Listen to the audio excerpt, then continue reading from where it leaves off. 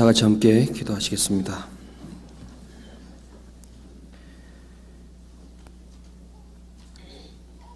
우주 만물을 창조하시고 사람의 영혼을 천하 그 무엇보다 소중히 여기시는 살아계신 거룩한 아버지 하나님, 죄악 가운데 살던 저희들 주님이 사랑하여 주시고 불쌍히 여겨 주셔서 그 멸망의 구덩이에서 우리를 구원하신 은혜에 참으로 감사드립니다.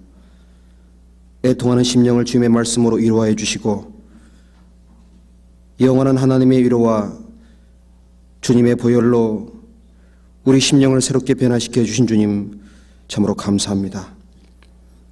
비록 저희가 연약하고 어리석고 무지할지라도 우리를 버리지 아니하시며 우리와 함께 하시고 우리와 동행하시마라고 약속하신 주님, 주님의 자비로우신 말씀 앞에 또한 감사드립니다. 주님의 은혜를 함께 받은 우리 식구들, 주님의 말씀과 은혜 가운데 같이 모여 있습니다.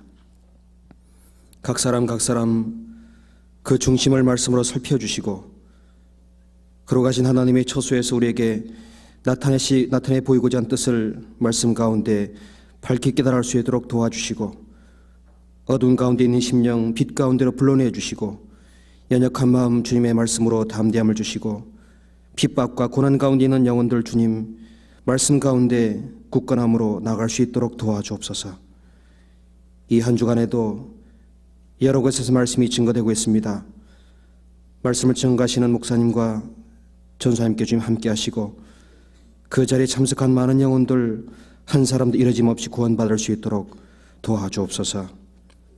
이 자리에 참석하지 못하신 우리 식구들 어떠한 곳에 어떠한 형편에 실지라도 일일이 주님 기억하여 주시고 보살펴 주시고 은혜와 자비로우신 말씀 가운데로 인도하여 주옵소서. 부족한 심령이 연약한 입술로 주님의 거룩한 말씀을 대언하고자 합니다.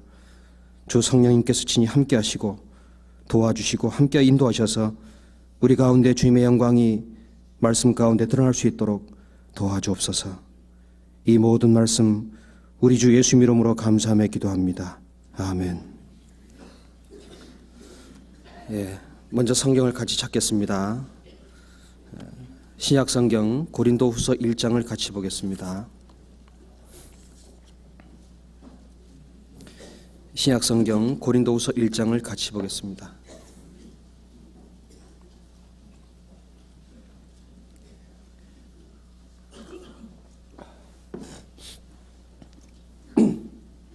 (1장) 3절로 7절까지를 제가 천천히 읽겠습니다. 고린도서 1장 3절부터 제가 읽겠습니다. 찬송하리로다. 그는 우리 주 예수 그리스도의 하나님이시요 자비의 아버지시요 모든 위로의 하나님이시며 우리의 모든 환난 중에서 우리를 위로하사 우리로 하여금 하나님께 받는 위로로서 모든 환난 중에 있는 자들을 등이 위로하게 하시는 이시로다. 그리스도의 고난이 우리에게 넘친 것 같이 우리의 위로도 그리스도로 말미암아 넘치는도다. 우리가 환난 받는 것도 너희의 위로와 구원을 위함이요 혹 위로받는 것도 너희의 위로를 위함이니 이 위로가 너희 속에 역사하여 너희가 받는 것 같은 고난을 너희도 견디게 하느니라. 7절 같이 읽겠습니다.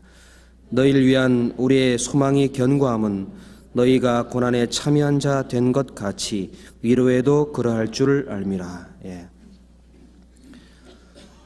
이번 한 주간에는 본교회 목사님께서 부천교회 전도집에 인도하고 계십니다. 그리고 전주교회에서 홍정인 목사님께서, 나주교회에서는 서도석 목사님께서, 그리고 본교회당 소집회 장소에서는 최우영 전사님께서 전도집에 인도하고 계십니다. 기억해 주시고 말씀 가운데 나온 영혼들 한 사람 이러짐 없이 구원받을 수 있도록 간구함을 같이 부탁 올리겠습니다. 그래 제가 대신 이 자리에 올라섰습니다. 오늘 같이 상고해 보고자 하는 내용은 방금 같이 읽었던 고린도후서 1장에 나온 내용 속에 위로의 뜻을 말씀 가운데 같이 상고해 보고 하나님께서 우리에게 주시고자 하는 위로가 무엇인지, 그리고 우리가 하나님 앞에 나아가기 위해서는 어떠한 마음을 품고 나아가야 되는지를 같이 말씀으로 알아보고자 합니다. 고린도후서는 잘 아시는 것처럼 사도 바울께서 고린도에 보낸 두 번째 편지입니다. 고린도 전서를 읽어보면은 고린도에 있는 성도들을 사도 바울께서 책망하시고 권고하시고 그리고 말씀 가운데서 그들이 그릇되고 잘못된 것이 무엇인지를 아주 자세히 말씀하셨습니다. 하나님 앞에서 살아가야 되는 그 근본이 도리가 무엇인지를 그들에게 일깨우면서 사랑이 무엇이고 성령께서 어떤 일을 행하시고 그리고 주님이 우리를 어떻게 부활시키시는지를 뒷부분에 자세히 기록해 놓으시고 그것을 바라보도록 편지를 그들에게 띄웠습니다. 그리고 난 이후에 약 1년여 기간의 시간이 흐른 다음에 고린도 후서를 다시 그들에게 편지로 보냈습니다. 디도란 사람을 통해서 보냈는데 그 디도가 고린도에 다녀온 다음에 사도 바울께서 그 받은 위로와 그들로부터 받은 많은 기쁨을 그들에게 증거하고 그들이 죄를 깨닫고 그 죄로부터 돌이킨 다음에 그들로 하여금 받은 위로를 같이 나누면서 그들을 넘어뜨리기 위해서 많은 거짓된 사도들, 다른 영, 다른 예수가 있음을 기억하고 아직도 회개치 않는 거짓된 교리를 받은 사람들을 책망하시면서 주님 앞에서 걸어가야 되는 믿음이 무엇인지를 상고해 보라고 너희가 믿음이 있는가 너희 잘 시험하고 확정하라는 말씀으로 끝을 맺습니다. 자, 그 첫 번째 고린도서 1장에 나온 내용의 위로란 말을 찾아보면은 10번이 나옵니다. 위로하라, 위로하라. 이 위로란 뜻을 헬라에 나와 있는 뜻을 찾아보니까 곁으로 가까이 부른다라는 뜻이 있답니다. 곁으로 가까이 부른다는 말을 위로란 뜻으로 헬라 원에는 그렇게 사용했었습니다.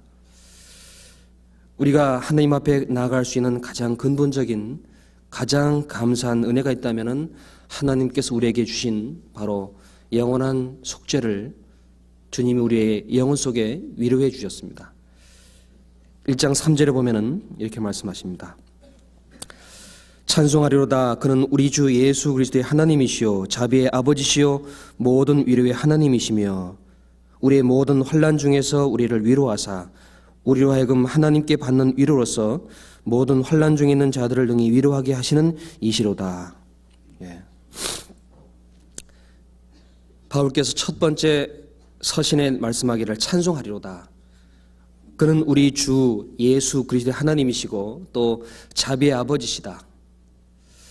우리 주 예수 그리스도의 하나님이란 말은 그 하나님께서 주님을 통해서 우리를 영원히 죄를 용서해 주시고 그 죄악 가운데 있는 우리들을 건져내셔서 하나님의 나라로 들어갈 수 있도록 길을 열어주었습니다. 또 말씀하기를 자비의 아버지시다. 아버지란 뜻을 우리가 생각해 보면은 세상 가운데서도 보호자의 일을 하고 있습니다. 보호자요, 안내자요, 어떤 그 모든 근원을 주신 그 아버지, 그 앞에 붙어있는 수식어가 자비의 아버지시다라고 말씀합니다. 또 말씀하기를 모든 위로의 하나님이시다. 구원해 주시고 아버지로서 자비를 베풀어 준 그 자리에 위로를 주신다. 모든 위로의 하나님이시다. 위로의 모든 모양이 다 하나님께로부터 왔다라고 여기에 성경은 기록하시는데 문제는 위로할 수 있다는 것은 참으로 축복을 얻은 것이고 위로를 줄 수 있는 사람이라면 그 사람은 다른 사람에게 참으로 소중한 사람이라 할 수 있습니다. 그런데 인간적인 위로는 답이 없습니다. 조상집에 가서 그 사람을 위로할지라도 그것은 한낱 말에 불과합니다. 뜻이 없는 소리에 불과합니다. 그러나 하나님께로부터 받은 위로를 가지고 그 환난 중에 있는 사람을 위로한다면 그 사람은 그 위로를 진정히 마음으로부터 받습니다. 그래서 사도 바울께서는 우리의 모든 환난 중에서 우리를 위로하셔서 우리로 하여금 하나님께 받는 위로로서 모든 환난 중에 있는 자를 능히 위로하게 하시는 이시다. 자, 구원을 받고 하나님 나라에 들어갈 때까지 하나님께서는 구원받은 성도를 위로하시는데 그 방법은 먼저 환난 받는 자들을 위로해 주십니다. 환난 중에 있는 사람들을 위로하시고 그 환난 중에 있는 사람이 받은 위로 가지고 똑같은 환난 중에 있는 사람들을 위로하시는 분의 일을 하는 분이 하나님이다라고 말씀하십니다. 그래서 사람은 여러 가지 환난 중에 있지만은 모든 위로의 근원은 예수님으로부터 내려오고 그 예수님께부터 내려오는 위로는 하나님께로부터 내려오고 그로 말미암아 받는 모든 환난 중에 받는 위로를 가진 사람들이 성도들을 위로합니다.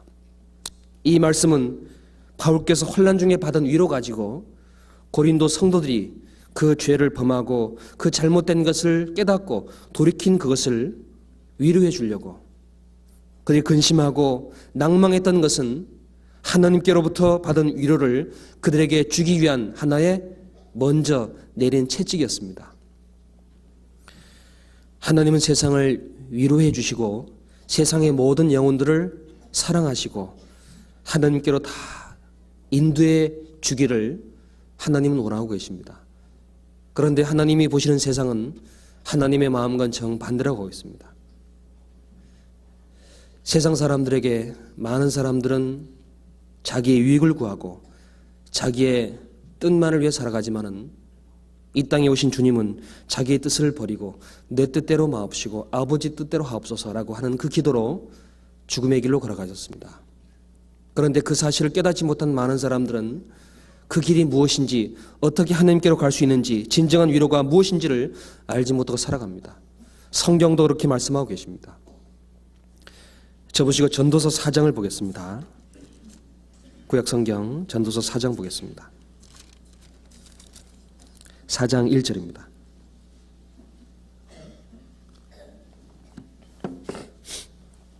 전도서 4장 1절 같이 읽어보겠습니다. 구약성경 949페이지 전도서 4장 1절은 같이 읽겠습니다. 내가 돌이켜 해 아래에서 행하는 모든 학대를 보았도다. 오라 학대받는 자가 눈물을 흘리되 저에게 위로자가 없도다. 저희를 학대하는 자의 손에는 권세가 있으나 저에게는 위로자가 없도다. 솔로몬이 쓴 이 전도서에도 보면은 내가 돌이켜 해 아래에서 행하는 모든 학대를 보았도다. 해 아래에서 행하는 모든 학대, 그것을 본 그 내용을 기록하길 오라 학대받는 자가 눈물을 흘리되 저희에게 위로자가 없도다. 그리고 말씀하기를 저희를 학대하는 자의 손에는 권세가 있으나 저에게는 위로자가 없도다. 학대를 하는 사람, 그 사람의 눈에는 눈물이 있습니다. 그런데 학대하는 사람, 학대받는 사람의 눈에는 눈물이 있지만은 학대하는 사람의 손에는 권세가 있습니다. 학대하는 사람은 그 권세로 말미암아 자기를 위로하고 자기의 털을 삼습니다. 그러나 학대받는 사람은 권세도 없고 자기의 모든 계획과 힘을 필 수 있는 아무런 근거가 없으므로 학대 아래서 눈에 눈물만 흘릴 뿐입니다. 하나님은 그 거룩한 처소에서 하감하시며 인간의 작은 마음의 고통을 따라 나오는 눈의 눈물을 기억하고 계십니다. 인생의 허무함과 연약함 가운데 살아가는 인생의 영혼들을 하나님은 지금도 살펴보고 계십니다. 시편 33편에 말씀하기를 하나님께서 하늘에서 감찰하사 모든 인생을 보시며 곧 그 거하신 곳에서 세상 모든 검의를 하감하시도다. 하나님께서는 세상에 있는 모든 학대가 있을지라도 그 학대 아래에 있는 사람의 눈물을 보신다고 말씀하십니다. 모든 학대. 어떤 사람은 부모로부터 받는 학대도 있습니다. 그로 인해서 저 어두운 곳에서 눈에 눈물을 흘릴 수밖에 없는 경우도 있습니다. 심지어 남편으로부터 받는 학대도 있고 가족으로 받은 학대도 있고 그리고 세상으로부터 오는 학대도 있습니다. 게다가 마귀로부터 받는 모진 학대도 있습니다. 성경은 말씀하기를 죽기를 무수함으로 일생에 매여 종노릇하는 자들을 놓아주려 하시려고 주님은 오셨다라고 히브리서 2장 15절에 기록해 놓으셨습니다. 일생에 매여 종노릇하는 그 가운데 있는 영혼들을 주님은 굽어 살피시고 이 땅에 찾아와 주셔서 그리고 말씀하십니다. 그 주님이 오신 이스라엘 땅, 그 땅에 주님은 오셔서 그 앞에 나와 있는 제자들에게 입을 열어 가르쳐 하신 말씀이 있습니다. 마태복음 5장을 보겠습니다. 5장 1절 2절입니다. 5장 1절 2절 4절까지 제가 읽겠습니다. 예수께서 무리를 보시고 산에 올라가 앉으시니 제자들이 나아온지라 입을 열어 가르쳐 가라사대 심령이 가난한 자는 복이 있나니 천국이 저희 것이며 4절 같이겠습니다. 애통하는 자는 복이 있나니 저희가 위로를 받을 것이며. 그 옛날 예수님께서 산에 올라 앉으셨을 때 제자들이 나왔습니다. 그리고 주님은 입을 열어 가르쳐 가라사대 말씀하기를 심령이 가난한 자는 복이 있나니 천국이 저희 것입니다. 심령이 가난한 자는 천국이 그 사람 것이라고 말씀하셨습니다. 또 말씀하기를 애통하는 자는 복이 있나니 저희가 위로를 받을 것이다 라고 말씀하십니다. 즉 애통한 사람은 하나님께로부터 오는 위로를 받을 것이다 라고 약속하셨습니다. 심령이 가난한 자 천국을 그에게 주시고 애통하는 자에게는 하나님은 위로를 내려주심으로 그 사람이 애통하는 가운데 위로를 받을 것이라고 입을 열어 가르쳐 말씀하셨습니다.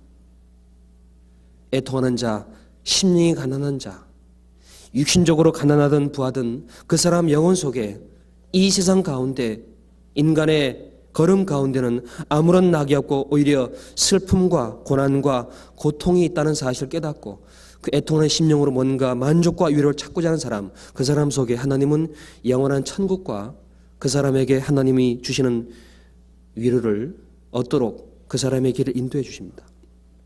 그러나 그 반대로 이 세상의 권세를 가지고 인간의 영혼을 학대하고 그 불쌍히 여기지 않는 그 사람의 걸음 속에는 하나님께서는 화가 있다라고 말씀하십니다.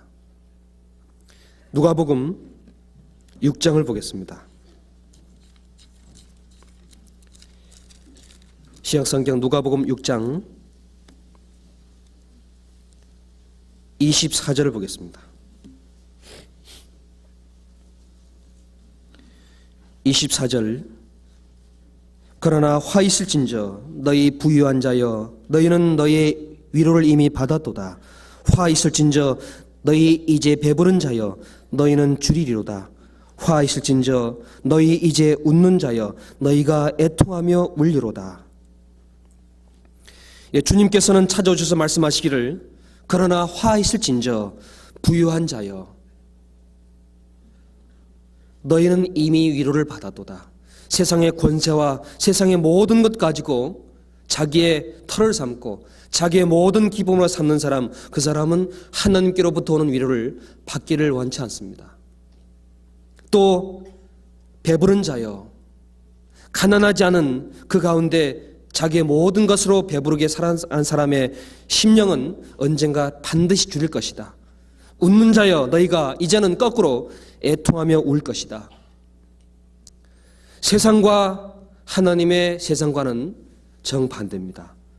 세상에는 그리스도인들이 애통하고 심령이 가난한 가운데 천국을 바라보고 그것을 기대하고 살아가지만은 세상은 그것보다 자기의 권세와 자기의 모든 것을 가지고 기뻐하고 웃고 배부르게 의지하고 살아갑니다. 하나님은 누구를 더 복되다라고 말씀하시냐면은 세상 가운데 주님으로 만족하고 주님을 의지하고 주님으로부터 오는 모든 뜻 가운데 걷는 걸음 속에 받는 환난을 견디는 사람, 이 사람을 하나님은 복되다라고 말씀하십니다. 그 옛날 이스라엘 백성들이 하나님의 말씀과 그 은혜를 저버리고 죄를 범할 때 하나님은 그들을 다른 나라에 의해서 짓밟히게 만들었습니다. 그때 이사야를 통해서 그 백성들에게 외쳐 구한 말씀이 있습니다. 이사야는 말씀하기를 하나님이여 곤고한 자를 내가 어떻게 위로해 줄 줄을 어떻게 그 사람들을 도와줄 줄을 알게 하시고 라고 말씀하십니다. 사람에게 도움을 받는 것보다 하나님이 주시는 위로와 그 말씀으로 공급함을 받는 그 사람은 어떠한 어려움 가운데, 어떠한 고난 가운데도 견뎌나갈 수 있다고 말씀하셨습니다. 사도 바울은 편지하기를 우리와 같이 받는 환난을 너희도 견디게 하느니라. 그 앞에 붙는 말씀이 있습니다. 이 위로가 너희 속에 역사하여 우리와 같은 환난을 받는 너희도 그 위로로 고난을 견디게 하느니라. 우리는 세상에서 뭔가 견디고 살아가야 됩니다. 즐기는 때보다는 견뎌야 될 때가 참 많습니다. 견딘다는 것은 많은 고통을 수반합니다. 견딘다는 것은 인내를 불러들입니다. 견딘다는 것은 많은 고통과 아픔을 지녀야 될 때가 있습니다. 환난을 견디기 위해서는 주님은 그 사람에게 먼저 그 견딜 만한 위로를 먼저 주셔요. 누구를 통해서? 예수님을 통해서, 먼저 환난 받는 사람의 위로를 통해서, 그 속에 그 사람이 받은 위로 가지고 그 고난을 견딜 만큼만 허락해 주십니다. 우리 중에 고난이 없는 사람은 없습니다. 그러나 그 고난 중에 받는 위로는 각각 다 다릅니다. 고난을 받는 만큼 주님은 그만큼 위로해 주십니다. 우리가 받는 고난 가운데 주님은 우리에게 위로를 넘치게 하셨다 라고 바울은 고린도 성도에게 편지하십니다. 그래서 주님은 인간들에게 먼저, 영혼들에게 제일 먼저 주신 것은 죄의 사함이라는 것을 가지고 먼저 위로해 주셨어요. 우리는 주님 앞에 갈 수 있는 그 위로를 받았습니다. 모든 죄를 다 씻김 받았습니다. 주님의 십자가의 보혈로 우리 모든 죄가 다 씻김 받았다는 사실을 제일 처음 위로받았습니다. 그것을 주님은 제일 먼저 그 백성들에게 외치고 정다에 가서 구하라라고 이사야를 통해서 말씀하셨어요. 이사야 40장을 보겠습니다. 구약성경 1013페이지입니다. 1013페이지 이사야서 40장입니다. 1절.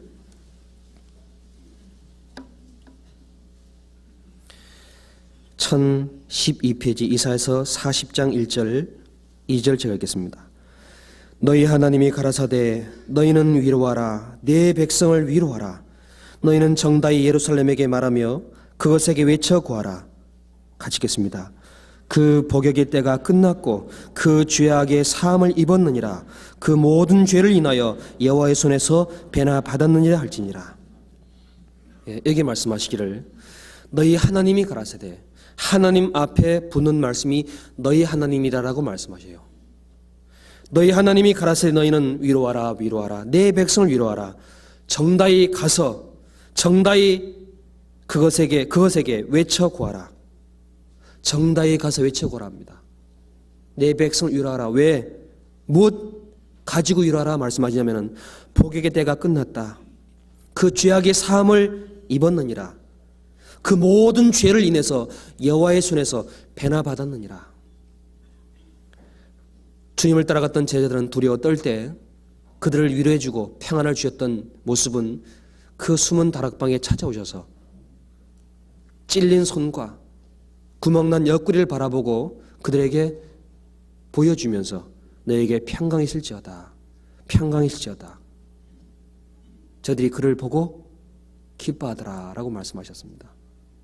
우리가 진정 위로를 받을 수 있는 것은 세상에는 비록 애통이 있지만은 진정 우리 영혼 속에 주님은 주님의 손과 그 가슴에서 흘린 피, 그 발로 우리 모든 죄를 담당했던 그 자국이 우리에게는 진정 위로가 됩니다.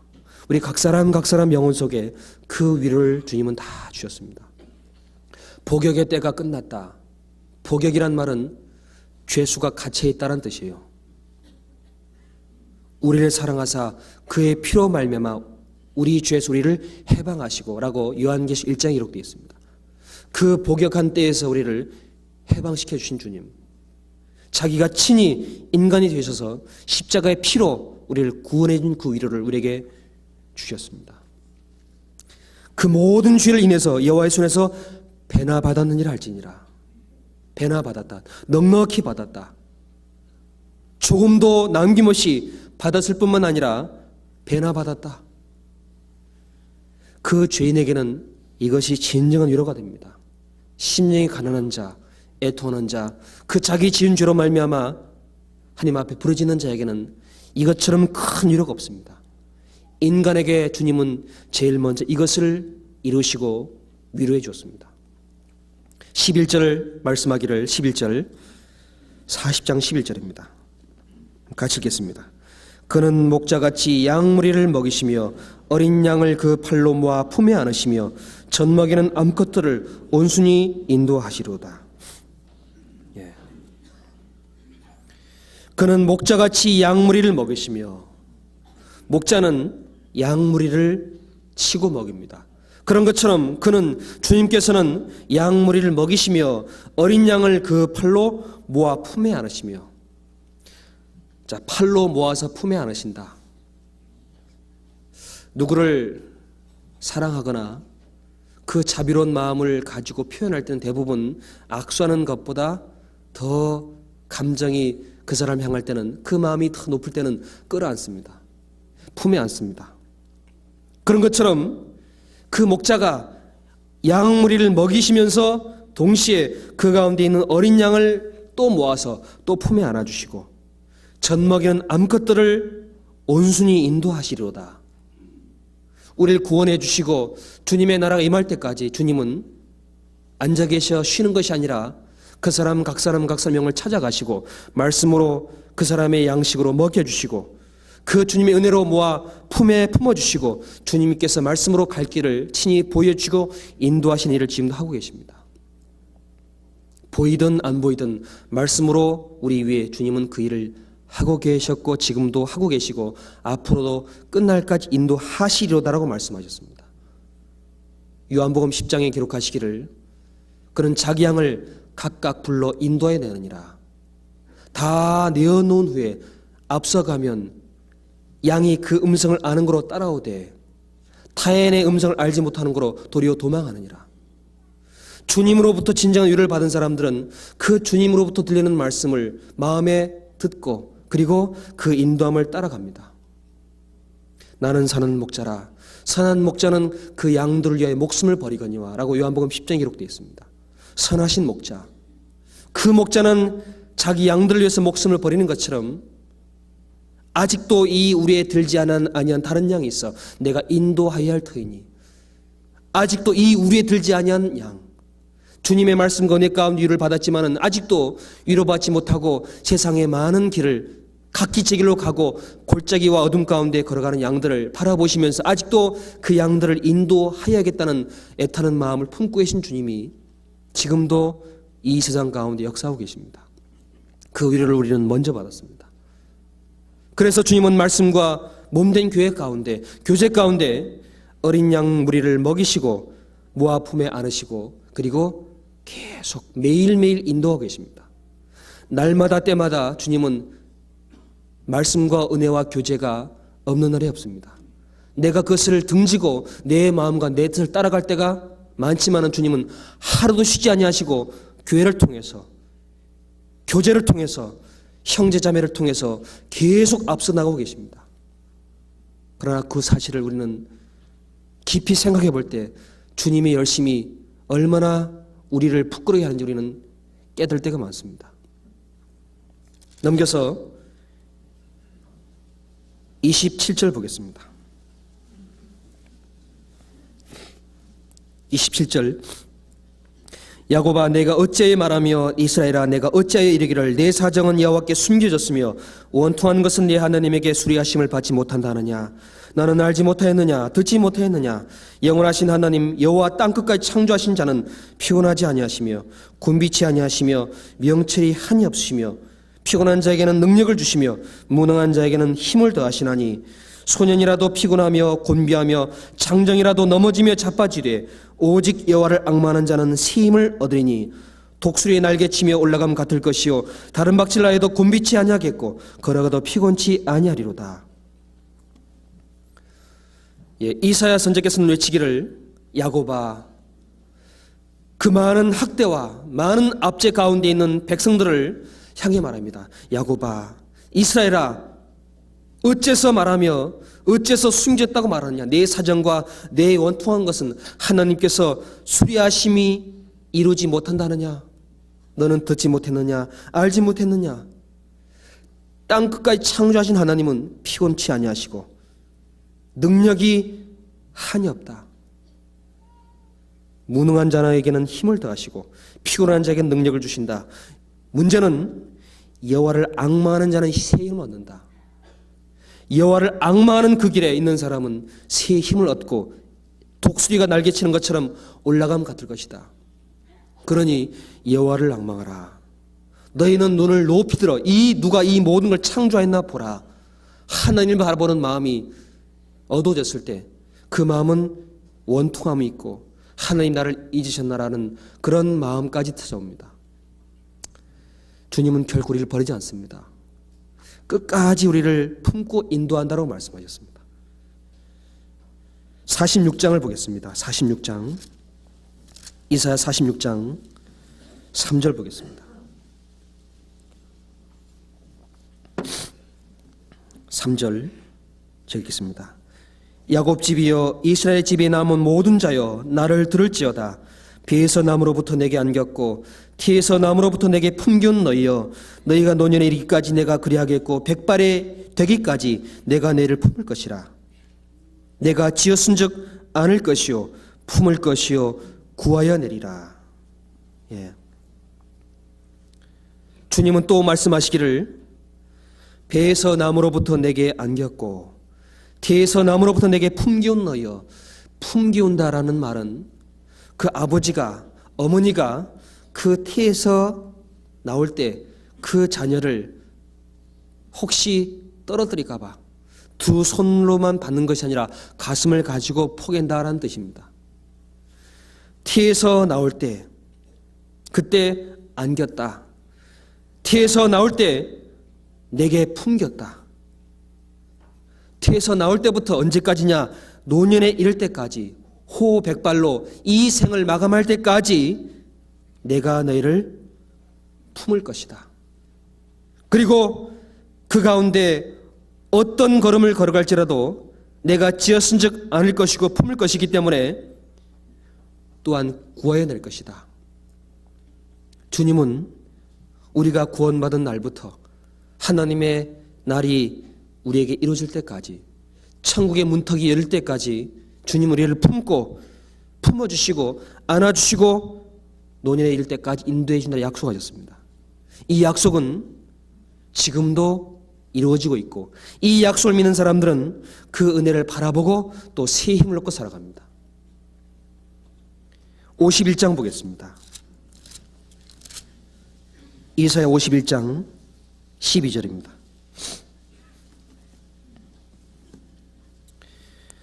가라사대 너희를 위로하는 자는 나연을 너는 어떠한 자이기에 죽을 사람을 두려워하며 풀같이 될 인자를 두려워하느냐.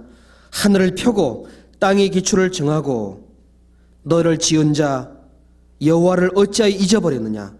너를 멸하려고 예비하는 저 학대자의 분노를 어찌하여 항상 종일 두려워하느냐. 네. 학대받는 위치, 그 많은 권세를 가진 사람들에 의해서 두려움에 쌓이는 사람, 그 주님이 위로해 준 사람들을 향해 말하기를 너희를 위로하는 자는 나연을 너는 어떠한 자에게 죽을 사람을 두려워하느냐.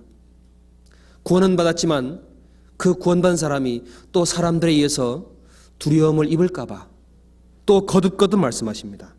풀같이 될 인자를 어찌해서 두려워하느냐. 풀은 길에서 났지만은 지나가다 밟아버리면 짓이겨집니다. 언젠가 주님은 이 땅을 발로 밟으실 거라고 말씀하셨어요. 그때 밟혀질 사람들을 앞에 왜 종일 두려워하고 있느냐. 어째서 하나님을 잊어버렸느냐. 하나님은 땅의 기초를 정하고 하늘을 폈을 뿐만 아니라 너를 지었다.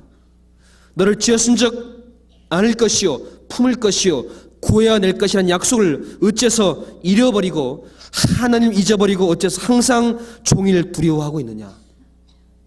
그래서 주님은 두려워하지 말기를 그 말씀 가운데 위로받고 나아가길 원하십니다.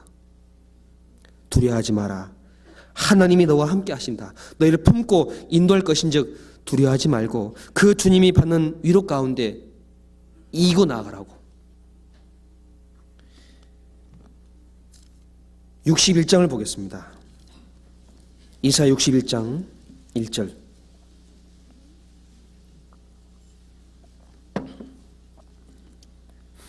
제가 읽겠습니다. 주 여호와의 신이 내게 임하셨으니 이는 여호와께서 내게 기름을 부으사 가난한 자에게 아름다운 소식을 전하게 하려 하심이라. 나를 보내사 마음이 상한 자를 고치시며 포로된 자에게 자유를, 갇힌 자에게 노임을 전파하며. 2절부터 3절까지 가지겠습니다. 여호와의 은혜의 해와 우리 하나님의 신원의 날을 전파하여 모든 슬픈 자를 위로하되 무릇 시온에서 슬퍼하는 자에게 화관을 주어 그 죄를 대신하며 희락의 기쁨으로 그 슬픔을 대신하며 찬송의 옷으로 그 근심을 대신하시고 그들로 의의 나무 곧 여호와의 심으신 바 그 영광을 나타낼 자라 일컬음을 얻게 하려 하심이니라. 주님은 또 말씀하시기를 여호와의 신이 내게 임하셨으니 이는 여호와께서 내게 기름을 부으사 가난한 자에게 아름다운 소식을 전하게 하려 하심이라. 가난한 자에게 아름다운 소식을 전하게 하셨다. 나를 보내사라고 말씀하셨습니다. 이 말씀은 누가복음 4장에 보면은 주님께서 이스라엘 회당에 들어가셔서 이사야 글을 펴놓고 읽은 말씀입니다.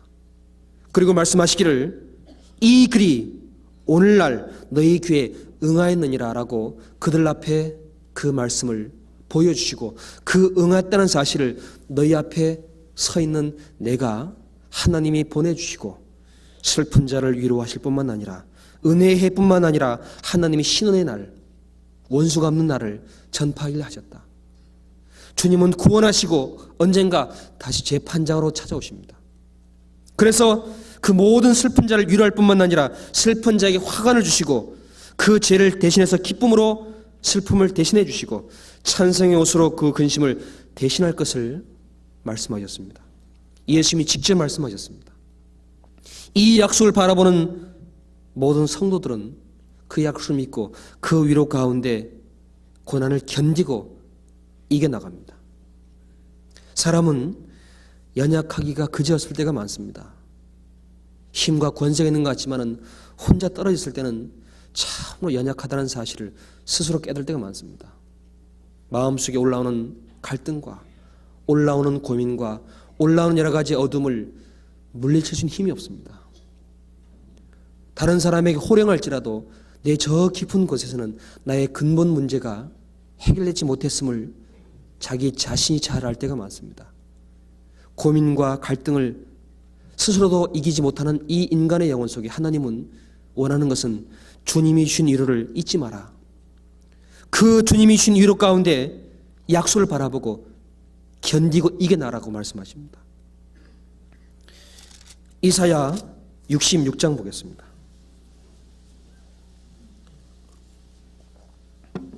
10절.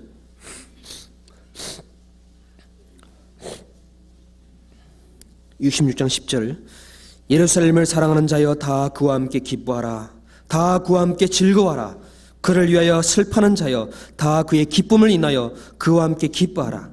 너희가 젖을 빠는 것 같이 그 위로하는 품에 만족하겠고 젖을 넉넉히 빤 것 같이 그 영광의 풍성함을 인하여 즐거워하리라. 여호와께서 이같이 말씀하시되 보라 내가 그에게 평강을 강같이 그에게 열방의 영광을 넘치는 시내같이 주리니 너희가 그 젖을 빨 것이며 너희가 옆에 안기며 그 무릎에서 놀 것이라. 너희가 어미가 자식을 위로함 같이 내가 너희를 위로할 것인즉 너희가 예루살렘에서 위로를 받으리니. 예. 이게 말씀합니다. 예루살렘을 사랑하는 자여, 예루살렘을 사랑하는 자 떠나 있습니다. 이스라엘 백성은 바벨론에서 짓밟히고 고난과 학대와 많은 어려움 가운데 있는 그 가운데 예루살렘을 사랑합니다. 주님이 약속을 거기서 우리에게 주셨고 거기서 하나님이 우리의 모든 고통과 아픔을 회복시킨다고 말씀하셨는데 언제나 이루어질까? 그 예루살렘을 보고 그 마음의 위로를 받는 사람들, 그 예루살렘을 사랑하는 사람들, 그 사람들을 향해 말합니다. 다 그와 함께 기뻐하라. 다 그와 함께 즐거워하라. 그와 함께 즐거워하라. 그가 누굴까요? 우리 주님이십니다. 주님. 기뻐하라, 즐거워하라. 너희가 젖을 빠는 것 같이 그 위로하는 품에서 만족하겠고, 젖을 빠는 것 같이. 어린아이는 어머니 품에 안겨서 젖을 빱니다. 어머니 품에 안긴 어린아이는 어머니가 가슴을 열고 그 젖을 어린아이가 그 부르짖는 울음을 터뜨린 입속에 넣어줍니다. 눈에 눈물이 있지만은 어린아이 입속에 젖이 물리면 그때부터 힘차게 빨기 시작합니다. 빨다가 눈물이 있는 눈은 감기고 그 얼굴은 고통의 얼굴에서 이제 평안한 눈으로 바뀌고 잠을 잡니다. 그 가슴 속에서 빠는 어린아이의 모습은 마치 주님의 은혜로 유람받고 하느님 품에 품겨온 성도와 같습니다. 너희가 젖을 빠는 것 같이 그 위로하는 품에서 만족하겠고 위로하는 품에서 만족할 것이다. 우리 영혼이 빠는 젖은 어디냐면 바로 이 말씀에 있습니다. 말씀이 함께 역사하는 주님의 품, 성도 가운데 있습니다.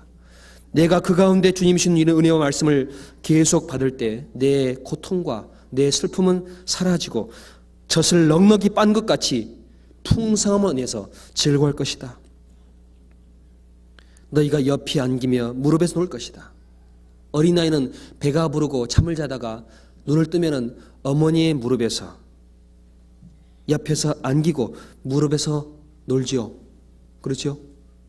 어린아이는 배가 부른 자리에 어머니 품 안에서 무릎 밖에 안 벗어납니다. 무릎 가에서 놉니다. 그런 것처럼 어미가 자식을 위로하는 것 같이 내가 너희를 위로할 것인즉 하나님은 어머니가 자녀를 위로하는 것처럼 그렇게 우리를 위로해 줄 것을 약속하셨고 그렇게 지금도 위로하고 계신데 내가 왜 위로를 받지 못하느냐? 잊어버렸기 때문에. 주님이 나를 어떻게 사랑하셨는지 그 품에 의지했던 예수님이 가장 사랑을 받았던 사도 한 분이 계시죠. 사도 요한. 사도 요한은 어떤 사람도 안겨보지 못한 품에 안겼었습니다. 누구 품일까요? 예수님 품. 어떤 마음이었는지 참 궁금해서 가서 물어보려 합니다. 그 사도 요한께서 예수의 품에 의지해서 주여 주를 파는 자가 누구오니까 물어봤습니다. 주여 주를 파는 자가 누구오니까 누굴까요? 주님의 사랑을 한 번도 받아보지 못한 사람입니다. 주님의 은혜를 사모하기보다 자기의 쾌락과 자기 욕심을 따르는 사람들은 주님을 다 팔아버립니다.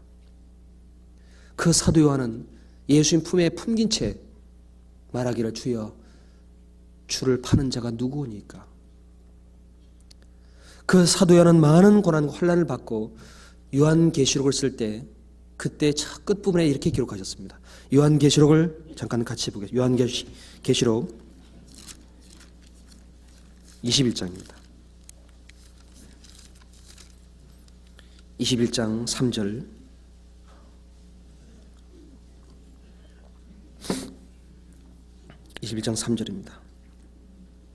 보라 하나님이 장막의 사람들과 함께 있으며 하나님이 저희와 함께 거하시리니 저희는 하나님이 백성이 되고 하나님은 친히 저희와 함께 계셔서 모든 눈물을 그 노에서 씻기심에 다시 사망이 없고 애통하는 것이나 곡하는 것이나 아픈 것이 다시 있지 아니하리니 처음 것들이 다 지나갔음이로라.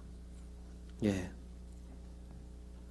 보라 하나님이 장막의 사람들과 함께 있으며 보라 예수의 품에 안겨서 말씀했던 그 사도 요한께서 주여 주를 파는 자가 누구니까 라고 말했던 사도 요한께서 또 말하기를 보라라고 하십니다. 장차 주님의 품에 안길 사람들을 보라. 모든 눈물을 그 눈에서 씻기심에 다시 사망이 없고 애통하는 것이나 곡하는 것이나 아픈 것이 다시 있지 아니하리니 처음 것들이 다 지나갔음이라. 처음 것들 눈에 흘렸던 눈물, 애통하는 것, 곡하는 것, 아픈 것이 다 지나간 것을 보라. 우리는 말씀으로 봅니다. 그때가 바로 우리가 살 때예요. 지금은 잠깐 자는 것 같고 지금은 잠깐 왔다가 지나가는 나그네 길입니다. 내가 갈 본향은 바로 그곳입니다. 이곳은 영관 도성도 없습니다. 장막집이에요.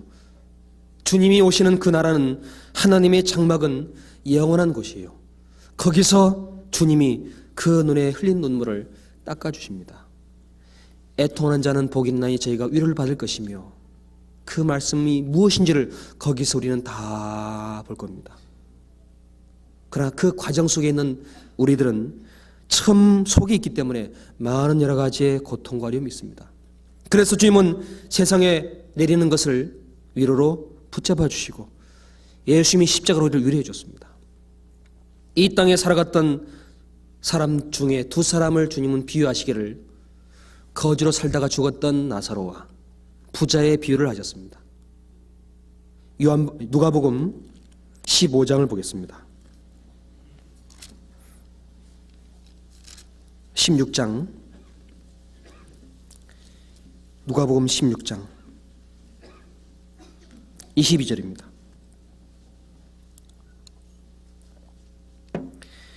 이에 그 거지가 죽어 천사들에게 받들려 아브라함 품에 들어가고, 부자도 죽어 장사됨에 저가 음부에서 고통 중에 눈을 들어 멀리 아브라함과 그의 품에 있는 나사로를 보고 불러 가로되, 아버지 아브라함이여, 나를 긍휼히 여기사 나사로를 보내어 그 손가락 끝에 물을 찍어 내 애를 서늘하게 하소서. 내가 이 불꽃 가운데서 고민하나이다. 25절 같이겠습니다. 아브라함이 가로되, 예, 너는 살았을 때 네 좋은 것을 받았고 나사로는 고난을 받았으니 이것을 기억하라. 이제 저는 여기서 위로를 받고 너희는 고민을 받느니라. 예. 성도에게 또 하나 주님이 주신 위로가 있습니다. 그것은 성도에게 영원한 천국, 하나님이 장막집이 있다는 사실이 우리에게 진정한 위로가 됩니다. 여기에 두 사람의 모습이 나오기를, 거지가 죽어서 장사되었을 때 천사들에게 받들려 갔다라고 되어 있고, 부자는 죽어 음부의 고통 중에 눈을 멀리 들어 있는 모습이 나옵니다. 그런데 두 사람의 모습이 참으로 대조적입니다. 거지 나사로는 아브라함의 품에 들어가고 라고 되어 있어요. 아브라함 품. 이 품이란 것은 따뜻한 곳이고 쉬는 곳이에요. 애통하는 것이 사라지는 곳, 만족과 기쁨이 있는 곳입니다. 아브라함 품에 들어간 사람은 살았을 때 고난을 받았다라고 주님이 말씀하십니다. 그런데 음부 중에 고통 가운데 눈을 들어 아브라함 품에 있는 나사로를 불렀습니다. 아마 이 사람의 습성은 지옥 가서도 안 변하는 모양입니다. 늘 세상에서 누구를 부려먹길 좋아했던 모양입니다. 나사로를 불러서 그 사람을 통해서 나에게 좀 혀를 좀 서늘게 해달라고. 또 말하기를, 나사로를 보내서 내 형제 5이 있습니다. 내 아버지 집에 가서 저를 이 고통받는 곳에 오지 않게 해주라고 또한 나사로를 불러 시킵니다. 또 주님은 그 나사로를 품에 품어서 말합니다. 얘야, 얘, 너는 살았을 때 내 좋은 것을 받았고 나사로는 고난을 받았으니 이제 이것을 기억하라. 이제라는 말은 지금이 아니지요. 거기서입니다. 지금은 처음이고 그때는 다음이요. 이 말씀은 주님 편에서 하신 말씀입니다. 이제 저는, 나사로는 여기서 아브라함 품에서 위로를 받고 너는 고민을 받느니라. 성도에게 가장 기쁨과 위안이 되는 것은 지금이 끝이 아니라 주님 품에 들어가서 그때 위로를 받는 것이 진정한 위로입니다. 그래서 주님은 말씀하기를, 아브라함 품, 주님의 품에 있는 나사로를 품에 품고 이제 저는 여기서 위로를 받고 여기서 위로를 받는다. 그 품에 품긴 채 위로를 받는다. 그러나 너는 거기서 고민을 받을 것이다. 나눠집니다. 영원히 나눠집니다. 이제라는 말은 영원한 말씀이에요. 이 말씀은 세상에서 하는 말씀이 아니라 하나님 편에서 이 세상 사람들을 통해 보라고 하신 말씀이에요. 이제 저는 여기서 위로를 받고 있습니다. 지금 나사로 어디가 있을까요? 어디 있습니까? 거기 있습니다. 주님은 말씀하길, 주님은 여기 있다라고 말씀하십니다. 우리는 거기 있음을 보지만 주님은 여기 있음으로 이 말씀을 우리에게 교훈하십니다. 우리가 갈 곳은 바로 그곳이고 아브라함 품, 하나님 품이에요. 그 모습을 이 세상에서 하나님은 이루어져 있는 탕자의 비유를 가지고 구원의 길로 인도한 사람을 품어줄 것을 미리 약속하셨습니다. 아버지의 품을 떠난 둘째 아들, 허랑방탕하고 온갖 재물을 다 허비하고 그리고 스스로 궁핍하고 돼지를 치러 갔다가 돌이킨 사람, 그 사람을 바라보고 아버지는 뛰어나가서 안아준 말씀을 그 바로 앞장에 이렇게 하셨어요. 누가복음 15장 20절 보겠습니다. 이에 일어나서 아버지께로 돌아가니라. 아직도 상거가 먼데 아버지가 저를 보고 측은히 여겨 달려가 목을 안고 입을 맞추니 아들이 가로되 아버지야 내가 하늘과 아버지께 죄를 얻어 싸우니 지금부터는 아버지 아들이라 일컬음을 감당하지 못하겠나이다 하나 아버지는 종들에게 이르되 제일 좋은 옷을 내다 입히고 손에 가락지를 끼우고 발에 신을 신기라. 그리고 살찐 송아지를 끌어다가 잡으라. 우리가 먹고 즐기자. 이 내 아들은 죽었다가 다시 살아났으며 내가 잃었다가 다시 얻으노라 한 저희가 즐거워하더라. 우리가 익히 잘 알고 있는 말씀입니다. 이 자식이 궁핍하고 흉년 가운데 고통 중에서 스스로 돌이켜서 그 돼지를 치다가 아버지께 내가 돌아가야지. 그리고 돌아갈 때 아버지가 먼저 봤습니다. 이에 일어나 아버지께 돌아가니라. 아직도 상가가 먼데 아버지가 저를 보고 측은히 여겨 달려가 목을 안고 입을 맞췄다라고 되어 있습니다. 이 모습을 가만히 생각해 보면 누가 달려갔습니까? 아버지가 달려갔습니다. 아버지 연세가 얼마인지 모르겠지만 좌우간 아들이 오는 모습을 보고 측은히 여겨서 달려가서 목을 안았습니다. 목을 안으면 꼭 가슴에 꼭 앵깁니다. 달려가 목을 안고 입을 맞았습니다. 그 모습을 자비의 아버지의 모습으로 그 죄인이 돌아온 모습을 잃었다가 다시 얻은 모습, 죽었다가 다시 살아난 자식을 그런 기쁨으로 맞이하는 모습으로 기록해 놓으셨습니다. 아버지가 자식을 안을 때의 마음은 아마 다 비슷한 마음입니다. 공교롭게도 어젯밤에 제 아들이 이빨이 아파가지고 치통 때문에 고통을 호소하는데 여러분 치통 알아보셨지요? 치통은 장정도 못 참습니다. 계속 웁니다. 하필 어젯밤에 울어요. 병원 문도 닫았고 그래서 그 목을 안고 계속 품어줬습니다. 왜 품어줬을까요? 조금만 참으라고. 아빠가 못 고쳐줍니다. 조금 참으면 내일 아침 해가 들 때 병원 가자. 거기서 치료해 주마. 왜 그렇게 밤이 긴지. 하나님은 우리를 품고 계시고 천국의 영원한 빛 가운데 들어갈 때까지 품고 계시지만은 우리가 더디다 가는 것처럼 주님은 더 많은 고통 가운데 있습니다. 아이가 아파하는 고통을 느끼는 부모는 아이가 받는 고통 이상으로 더 고통받습니다. 그게 우리 주님의 심정입니다. 이런 찬송 있지요. 날마다 주님 내 곁에 계셔 자비로 날 감싸주시네. 주님 앞에 이 몸을 맡길 때 힘주시네. 위로함 주네. 어린 나를 품에 안으시사 항상 평안함 주시도다. 내가 살아 숨을 쉬는 동안 살피신다 약속하셨네. 사실입니다. 어린 나를 품에 안으시사 항상은 편함 주십니다.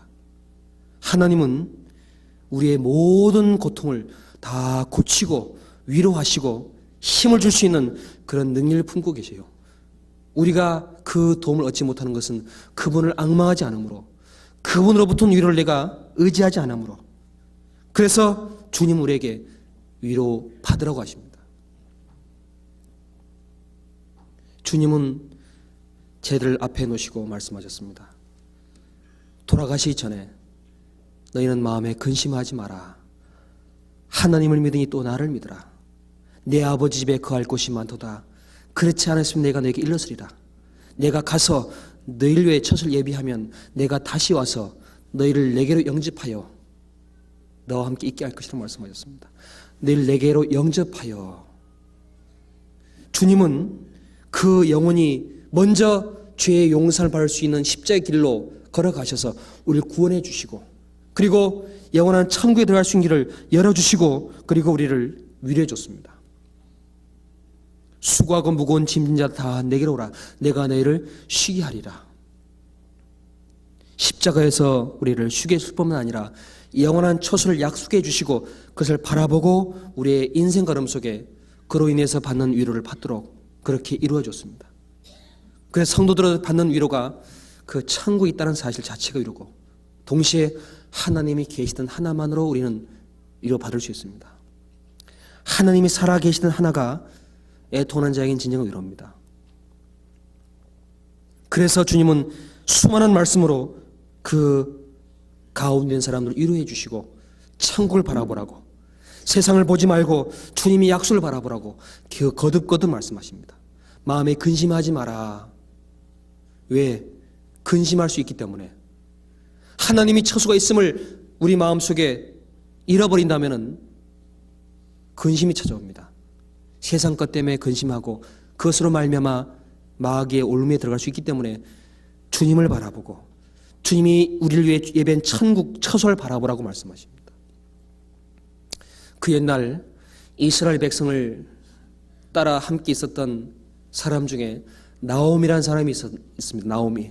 그 나오미라는 여인은 죄송합니다. 나오미라는 여인은 자기 남편을 따라서 저 모압이라는 땅에 내려갔어요.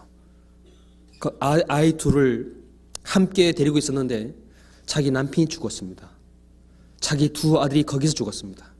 나오미는 거기서 내가 하나님부터 징계를 받았구나 깨닫고 돌이켜서 하나님 앞으로 갈 때, 그때 자기가 며느리로 얻었던 이방 여인 루시란 여인, 그 여인이 한사코 그 시어머니 따라가겠답니다. 자기 부모와 자기 나라를 버리고 등지고 나오미 시어머니가 섬기는 하나님을 끝까지 내가 믿고 따라가겠습니다.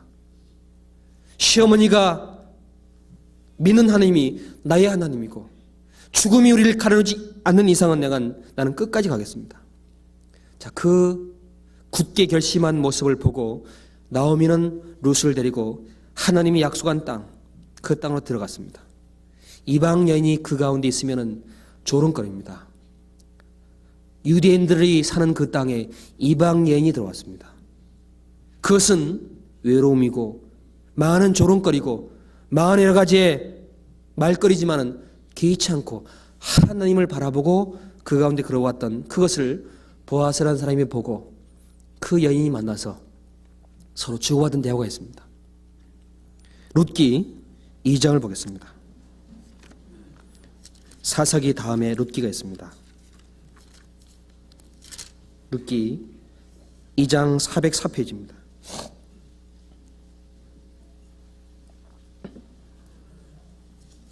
룻기 2장 10절 404페이지 10절부터 제가 읽겠습니다. 룻이 땅에 엎드려 절하며 그에게 이르되 나는 이방 여인이거늘 당신이 어찌하여 내게 은혜를 베푸시며 나를 돌아보시나이까? 보아스가 그에게 대답하여 가로되 내 남편이 죽은 후로 내가 시므에게 행한 모든 것과 내 부모와 고국을 떠나 전에 알지 못하던 백성에게로 온 일이 내게 분명히 들렸느니라. 여호와께서 내게 행한 일을 보응하시길 원하며 이스라엘의 하나님 여호와께서 그 날결에 보호를 받으러 온 내게 온전한 상 주기시기를 원하노라. 13절 같이 읽겠습니다. 룻이 가로되 내 주여 내가 당신께 은혜를 입기를 원하나이다. 나는 당신의 시녀의 하나가 같지 못하오나 당신이 이 시녀를 위로하시고 마음을 기쁘시게 하는 말씀을 하셨나이다. 자, 아무도 알아주지 않는 이 룻을 보아스라는 사람이 알아줬습니다. 이 보아스라는 사람은 거기서 많은 은혜를 베푸는 사람이었습니다. 예수님의 그림자예요. 룻이 낳은 자녀 중에 다윗이 태어났습니다. 다윗 후손이 바로 주님이십니다. 이 룻이라는 여인이 이방 여인으로 주님이 족보에 들어가 있습니다. 이방 여인이 있었지만은 시므에게 행한 모든 것, 부모와 곡을 떠나서 알지 못하던 백성에게로 찾아와서 그리고 거기서 하나님의 날개 아래 보호를 받길 원하는 마음, 그 마음을 그 사람이 듣고 알고 있었어요. 비록 이방 땅이지만은 나에게는 외로운 곳이지만은 하나님의 날개를 내가 바라보고 의지하러 왔다. 그것을 보아스가 보고 그 사람에게 하나님이 내 행한 일에 보응하길 원하노라, 상 주길 원하노라. 여인이 한 것은 다른 게 아니라 하나님을 바라보고 하나님을 위해서 자기의 걸음을 걸어가며 자기의 모든 걸 다 정리하고 그것만을 위로 삼고 찾아온 것, 그 사람 알아온 사람은 보아스였습니다. 그 보아스가 그 말을 할 때 이 루시안 여인이 이 시녀를 위로하시고 마음을 기쁘게 하는 말씀을 하셨나이다. 이 외로운 사람을 위로해 준 분은 바로 당신입니다. 당신이 나를 위로해 주셨고 내 마음을 기쁘게 하는 말씀을 하셨나이다. 진정한 위로는 그 보아스가 한 말이었습니다. 나중에 보아스의 아내가 되어서 그리고 예수님을 낳는 그 길에 참여하게 되었습니다. 이 루시안 여인은 바로 이방 땅에 있는 사람이 구원받는 하나의 그림자와 같습니다. 약속과는 전혀 상관없는 사람, 은혜는 끊어진 사람들, 그 사람들이 주님의 은혜 가운데 들어와서 하나님의 영광과 은혜를 바라보고 사는 사람들, 그 날개의 보호를 받으러 온 사람들, 하나님 그 사람들을 위로해 주시고 그 사람 향한 모든 것을 다 듣고 알고 계시며 그 사람들이 언젠가 하나님의 영광 가운데 들어가는 그 자리로 인도할 것을 이 여인의 걸음 속에도 비춰주셨습니다. 우리도 마찬가지입니다. 그래서 우리는 어떤 곳에 있을지라도 어떤 걸음이 있을지라도 주님의 약속을 바라보고 주님의 나라를 바라보고 그 길을 끝까지 가는 길, 부모와 고국을 떠나는 길이 있을지라도 주님이 신 그 위로를 바라보고 도움을 잊고 걸어가는 길, 그 길을 주님은 많은 성도들에게 바라보게 하시고 그 길로 걸어간 사람을 바라보고 그 고난을 견디라고 가십니다. 이겨나가라고. 주님은 그 길로 먼저 걸어가 주었습니다. 또 우리가 구원을 받은 사람들이 환난 중에 진정한 위로가 될 수 있는 길이 그 가운데 모인 사람들 서로 성도 간의 위로가, 성도 간의 교제가 진정한 위로가 됩니다. 그 위로를 계속 받고 살아간 사람들은 그 사람 바로 행복한 사람이에요. 고린도 후서 7장을 보겠습니다. 고린도 후서 7장.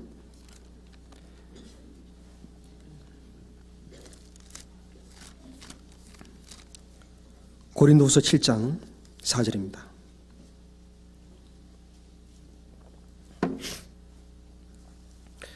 고린도후서 7장 4절부터 제가 읽겠습니다. 내가 너희를 향하여 하는 말이 담대한 것도 많고 너희를 위하여 자랑하는 것도 많으니 내가 우리의 모든 혼란 가운데서도 위로가 가득하고 기쁨이 넘치는도다.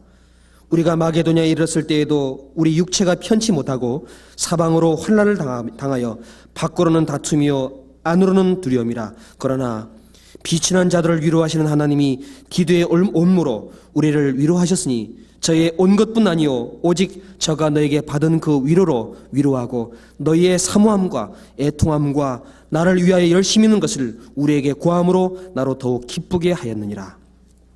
예.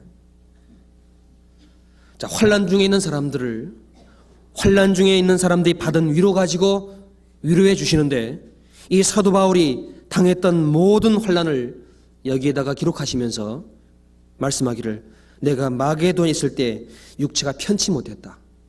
육체가 편한 곳이 없었다. 육체는 쉬는 곳을 찾도록 되어 있습니다.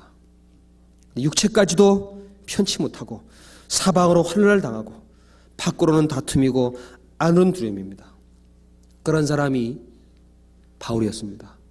그분께서 스스로 말하기를 비천한 자들을 위로하신 하나님이, 이 비천한 자들을 위로한 하나님이 기도가 와줌으로 우리를 위로하셨다. 그 밖으로는 다툼이고 안으로는 두려움, 사방으로는 혼란, 육체가 편치 못한 사람을 찾아와 준 사람이 있었습니다. 디도. 이 디도가 고린도 후서를 가지고 사도 바울이 쓴 편지를 가지고 디도가 고린도에 갔다가 헤어지고 만나지 못했습니다. 마게도냐 갔을 때 헤어진 그 가운데 많은 혼란을 받을 때 그때 디도가 고린도에서 찾아와 줘가지고 위로해 줍니다. 사도 바울, 당신이 보낸 편지 고린도전서를 듣고 그 가운데 죄를 깨닫고 돌이키고 그 가운데서 많은 사람이 나를 참으로 진정으로 잘 위로해 줬고 나를 잘 반가이 맞이해 줬습니다. 사도 바울이 자기들을 깨닫게 해주고 자기들에게 복음을 전해준 것으로 말미암아 우리가 그 은혜를 받았다는 사실을 다시 새롭게 일깨움 받아가지고 나를 잘 위로해 줬습니다. 그걸 가지고 다시 바울을 위로해 줬습니다. 힘내십시오. 당신이 그 많은 환난 가운데 전한 복음이 다른 사람들로 말미암아 힘을 다시 주고 있습니다. 그러니 힘을 더욱 내라고 디도가 위로해 줬습니다. 또 말하기를 저의 온 것뿐 아니라 와서 위로해 준 것뿐 아니라 저가 너에게 받은 그 위로로 위로하고 아마 고린도 성도가 디도를 통해서 바울에게 말했던 마음입니다. 가서 우리의 모든 사정을 알기 위해서 그 바울이 어떠한 고난 가운데 힘을 내고 용기 잃지 말라고 아마 위로해 준 모양입니다. 그 위로를 전한 그 디도를 통해서 바울이 위로받고 그리고 너의 사모함과 애통함과 나를 위하여 열심히 있는 것으로 더욱 기쁘게 하였다. 자, 이 고린도 성도가 바울을 처음에는 무시했습니다. 벌어먹기 위해 산다. 온갖 말로 바울을 멸시했습니다. 사도도 아니다. 그를 통해 구원받아 놓고서도. 근데 그들은 나중에 돌이켜서 바울을 진정히 사모하게 됐습니다. 애통한 마음을 가졌습니다.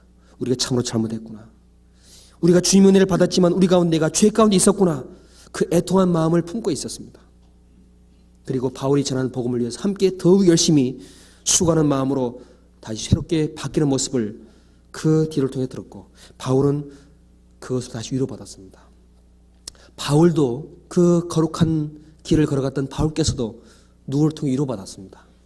우리가 위로받지 않고 견딜 만한 사람이 있습니까? 아무도 없습니다.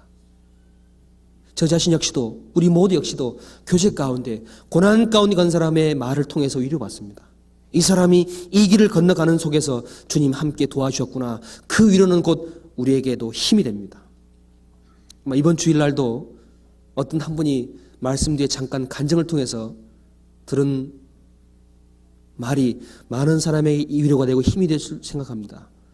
가까이 사람 역시도 그 말을 듣고 지금 나는 사는 이 신앙생활은 아무것도 아니다. 그 사람이 걷는 믿음의 길에 비하면 나는 아무것도 아니다라고 깨닫고 주님 앞에 더 열심히 더 주님을 사모하는 마음으로 자기의 연약함을 애통한 마음으로 돌이키고 그러는 사람이 혹 있었습니다. 실제로. 그 고난 가운데 이겨나가는 많은 사람들의 성도의 교제가 우리에게도 진정한 위로가 됩니다. 그 위로를 받도록 주님은 우리를 교제 가운데 다 불러 모아줍니다. 그래서 교제 가운데 그 위로를 받도록 주님은 우리를 늘 날마다 불러들이십니다. 빌레몬서를 보겠습니다. 빌레몬서 디모데 후서 다음에 있습니다. 디도서 다음 빌레몬서 1장 4절입니다. 1장 4절 제가 읽겠습니다. 내가 항상 내 하나님께 감사하고 기도할 때 너를 말함은 주 예수와 및 모든 성도에 대한 내 사랑과 믿음이 있음을 들음이니 이로써 내 믿음의 교제가 우리 가운데 있는 선을 알게 하고 그리스도께 미치도록 역사하느니라. 7절 가지겠습니다.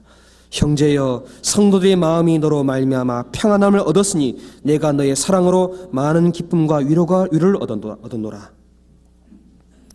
형제여 성도들의 마음이 너로 말미암아 평안함을 얻었으니 내가 너의 사랑으로 많은 기쁨과 위로를 얻었노라. 이 빌레몬이라는 사람, 이 사람이 많은 성도들과의 교제를 나누면서 그 성도 가운데 교제를 통해서 우리 가운데 있는 선이 무엇인지를 알게 하실 뿐만 아니라 그리스도께 미치도록 역사하는 믿음의 교제를 그 사람이 하고 있었습니다. 그 사람이 성도들의 마음을 평안하게 도와줬습니다. 성도들의 마음을 그 사람의 힘 닿는 대로 수고하고 모든 것을 다 베풀며 살아갔습니다. 그래서 그 빌레몬을 통해서 많은 성도들의 마음이 평안을 얻었는 것이 바울에게도 기쁨이고, 그 빌레몬의 사랑이 진정한 위로를 얻게 도와주는 하나의 도구였습니다. 교제 가운데 자기를 버리고 자기를 희생하고 자기 모든 것을 구원받은 성도와 함께 복음을 위해 쓰는 그 모든 것이 많은 사람들에게 평안함을 줄 뿐만 아니라, 그리고 그와 같이 걷는 그런 사람들 속에 진정한 기쁨을 주고 위로를 줍니다. 연약한 가운데 있지만은 그 사람이 연약한 가운데 주님을 의지해 살아가는 그 마음이 많은 사람에게 위로를 주고 평안을 주고 기쁨을 자아내서 같은 마음으로 합력하도록 만드는 불길을 일으킵니다. 작은 불꽃 하나가 온 숲을 태우는 것처럼 그 작은 한 사람의 주님을 향한 마음이 많은 사람을 바꿔놓습니다. 그 교제가 몸된 교회 가운데 있습니다. 거기서 주님은 위로를 받기를 원하십니다. 그래야 같이 기쁨으로 주님 앞에 나갈 수 있습니다. 또 하나, 주님께서 왜 성도에게 위로를 주기를 원하느냐? 그 이유는 그 위로를 받아야 믿음이 견고해지고, 그리고 혼란 가운데 요동을 하지 않기 때문에 서로를 위로하게 하십니다. 위로를 받지 못할 때는 반드시 요동하고 흔들리고 마음이 터가 흔들립니다. 그래서 성경은 그 성도 간의 교제가 있을 때 터가 굳어지고 요동하지 않음을 기록해 놓으셨어요. 그래서 우리는 서로 그 믿음의 교제 가운데 위로를 주고받아야 할 것을 말씀하십니다. 데살로니가 전서 3장 보겠습니다. 3장 2절입니다. 3장 2절.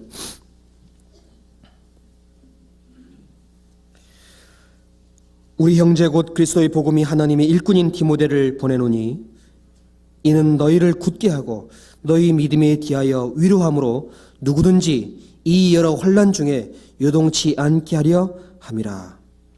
6절 5절부터 보겠습니다. 5절부터. 이러므로 나도 참다 못하여 너희 믿음을 알기 위하여 보내었노니 이는 혹 시험하는 자가 너희를 시험하여 우리 수고를 헛되게 할까 하밀러니 지금은 디모데가 너희에게로부터 와서 너희 믿음과 사랑의 기쁜 소식을 우리에게 전하고 또 너희가 항상 우리를 잘 생각하여 우리가 너희를 간절히 보고자 함과 같이 너희도 우리를 간절히 보고자 한다 하니 7절 8절 가지겠습니다. 이러므로 형제들아 우리가 모든 궁핍과 혼란 가운데서 너희 믿음으로 말미암아 너희에게 위로를 받았노라. 그러므로 너희가 주 안에서 굳게 선즉 우리가 이제 살리라.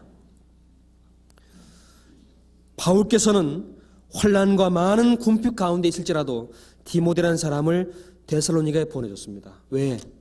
거기에는 시험하는 자가 있어요. 시험하는 자. 마귀와 온갖 거짓된 교리와 많은 영혼들을 노약하는 그 위험이 있기 때문에 시험하는 자가 시험에서 그 주님의 이루신 사실을 믿는 믿음에서 흔들리고 떠나게 될까 봐 사람을 보내줬습니다. 그래서 믿음에 대해서 위로하고 여러 환난 중에 요동치 않게 하시려고 보내줬습니다.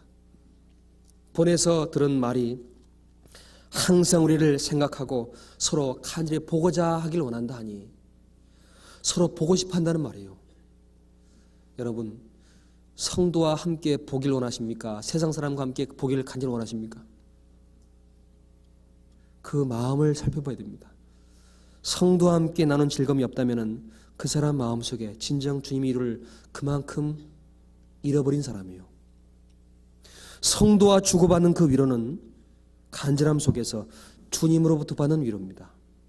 그 위로를 함께 믿음으로 말미암아 함께 서로 주고받을 때 그 위로 속에서 믿음이 더 굳건해집니다. 믿음이 더 견고해집니다. 그래서 우리는 서로 위로하고 서로 혼란 가운데 요동치 않도록 서로 믿음을 붙잡아주고 서로 요동치 않도록 그 시험하는 자가 없도록 서로 말씀으로 붙잡는 것이 그게 성도의 근본적인 위로예요. 그래서 주님은 그 가운데 있기를 원하십니다. 우리 자신들이 내가 떨어져 있는지 붙어 있는지, 몸은 교회당에 앉아 있지만 마음은 저곳에 가 있으면 그것은 교제와는 머나먼 곳이 있습니다. 비록 어떤 곳일지라도 주님을 사랑하고 주님의 말씀을 내 마음에 두고 성도 간에 서로 나누기를 간절히 원하고 그 마음으로 서로 주고받는 그 속에 하나님이 역사하십니다. 그 믿음 가운데 있는 사람들을 더 붙잡아주고 요동치 않도록 해줍니다. 교회 가운데 있으면 많은 전화를 받지요. 내가 이 핍박 가운데 어떻게 이겨낼지 좀 말씀을 주십시오. 이런 고민 가운데 있는데 어떻게 주님의 뜻이 나타날지를 모르겠습니다. 비록 떨어졌지만은 그 주고받는 대화 속에 서로를 위해 기도하고 서로 믿음을 붙잡아주기 위해서 찾아가기도 하고 찾아오기도 합니다. 그런 교제가 얼만큼 나에게 있는지를 우리는 뒤돌아봐야 됩니다. 그 교제 속에 주님은 역사하십니다. 데살로니가 후서 2장 16절 보겠습니다. 16절 17절 같이 읽어보겠습니다. 우리 주 예수 그리스도와 우리를 사랑하시고 영원한 위로와 좋은 소망을 은혜로 주신 하나님 우리 아버지께서 너희 마음을 위로하시고 모든 선한 일과 말에 굳게 하시기를 원하노라. 예.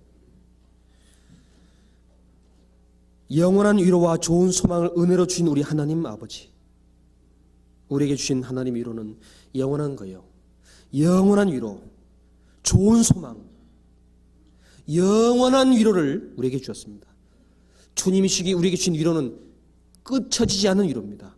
그 위로를 계속 받을 수 있도록 영원한 위로를 우리 안에 넣어주셨습니다. 영원한 위로와 좋은 소망, 영원한 천국에 갈 수 있는 소망, 이 땅을 벗어나서 영원한 곳에 살 수 있는 소망을 주었습니다. 그 모든 은혜를 주신 하나님 아버지께서 너희 마음을 위로하시고 선한 일과 말에 굳게 하기를 원하노라. 선한 일, 선한 말. 세상 가운데 걸어가는 길에 악한 일이 있습니다.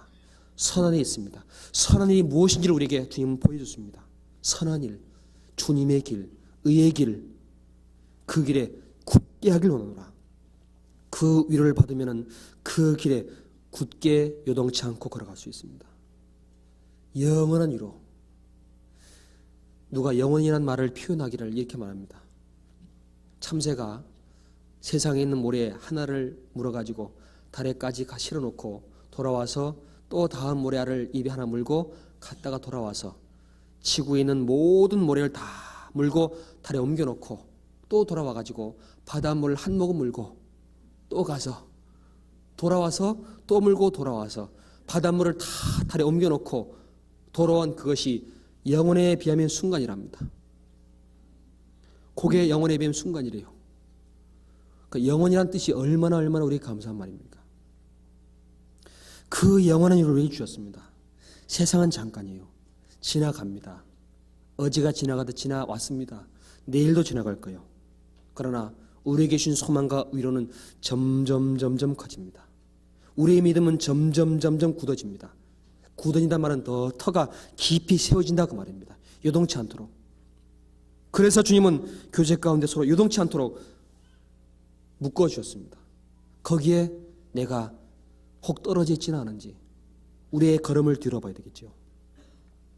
또 주님은 우리에게 주시는 것은 그 위로 가운데 어떤 가운데 있지만은 내 곁에 동역자, 주님과 함께하는 사람이 있다는 사실을 바라보고 위로받으라고. 어쨌든 이 빛이란 주인과 함께 주님의 은혜를 위해 살고 있는 사람이 내 곁에 있다는 사실이 진정한 위로입니다. 망망한 바다에 혼자 있다면 그건 참으로 절망적이겠지만 세상 가운데 나만 있는 것이 아니라 나와 똑같은 주님의 자녀가 함께 내게 있다는 사실을 잊지 말라고. 그 진정한 위로입니다. 우리는 너무너무 많이 가까이 있어서 그것이 얼마나 감사한지 잘 모르지요. 그런데 아마 우리나라 밖에 나가보신 분은 다 잘 알 겁니다. 저 외국 땅에 가보면은 교제를 하기 위해서 한 사람 만나려고 4시간을 찾아간답니다. 차 타고. 심지어 2박 3일을 차 몰고 온답니다. 2박 3일을. 무엇 때문에? 주님이 주신 위로를 함께 나눌 수 있는 근원지가 없기 때문에 그 근원을 얻으려고, 서로 주고받은 은혜를 나누려고, 그 동역하는 사람, 주님과 함께 나아간 사람이 있다는 사실을 주님은 위로받으라고. 성경 골로새서 4장 보겠습니다. 골로새서 4장 7절입니다.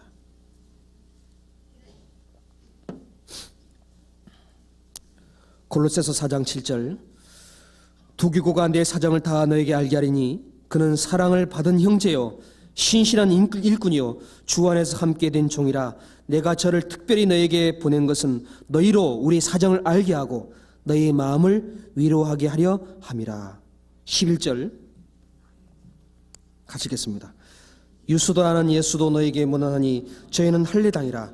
이들만 하나님 나라를 위하여 함께 역사하는 자들이니 이런 사람들의 나의 위로가 되었느니라. 옥에 갇힌 사도 바울, 그분께서 당하는 모든 사정을 두기고란 사람을 통해서 골로새에 보내줍니다. 거기서 주님으로 받은 위로를 알게 하고 우리의 사정을 알게 해서 서로가 마음을 위로하게 하려고.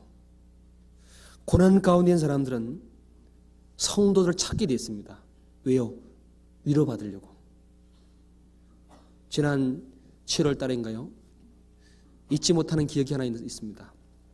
유럽 수양에 있을 때 스페인에서 구원받은 어떤 형제님이 거기서 구원받고 그 은혜가 너무너무 기뻐서 복음을 전하고 싶은데 성도를 만나려면 4시간을 차 타고 가야 된답니다. 아침에 전화해서 만나자 하고 아침에 전화하는 게 점심때 만난답니다. 점심 먹고 오면 하루가 날아갑니다. 잠깐 만나 교제하려고. 근데 그분이 너무너무 받은 위로가, 주님으로 받은 은혜가 너무 커서 복음을 전할 텐데 아무것도 아는 게 없고 도움을 구하고 싶지만은 그 지혜를 가진 사람도 없고, 한 가지 내가 이 자리에 많은 성도가 찾아오기를 원한다는 마음을 가지고 자기 재산의 모든 걸 다 하나하나 털어가면서 벽돌을 샀어요. 벽돌을 사서 하나 짓다 보니까 모임 장소가 되어가는데 안 되겠다 싶어서 유럽에 있는 성도를 다 불러드려야 되겠다 싶어가지고 유럽 하계 수양의 장소를 짓자 해가지고 짓고 있답니다. 근데 그분이 간증을 하시기를 오셔서 스페인은 너무너무 뜨거운 곳이랍니다. 까맣게 탔어요. 근데 마침 어린아이가 다 모였는데 그중에 새카만 아이가 둘이 있네요. 네가 왜 이렇게 새카맣냐? 네 아빠가 누구냐? 저 사람이에요. 그래요. 가만히 보니까 그분이에요. 왜 까맸을까요? 근데 왜 까맸냐 네가? 아빠랑 가서 돌 주웠어요. 그래요. 아빠랑 가서 돌 주웠답니다. 그 다음만 안 들어봐도 알겠지요. 뜨거운 해 아래서 돌 주웠답니다. 애가. 누구 따라서요? 아버지 따라서. 그 말 한마디는 모든 걸 다 담고 있습니다. 그러니 그 모든 교제가 그 가운데 마음을 녹이고 서로 주님에 함께 합력하자, 그 가운데 함께 역사하는 그것이 나타납니다. 그래서 거기서 유럽의 금년 하계수를 거기서 하기로 했답니다. 그 소원이 이루어졌습니다. 우리 마음속에 주님으로 받은 위로를 가지고 주님과 함께 살기로 하는 마음이 있다면 그 위로를 서로 주님이 위로하도록 불러주시고 통역할 수 있도록 계속 묶어주십니다. 그만큼 우리는 위로를 사모하고 나아가지 않기 때문에 그런 위로를 내가 못 받은 거예요. 성경 에베소 6장 보겠습니다. 에베소 6장 21절입니다.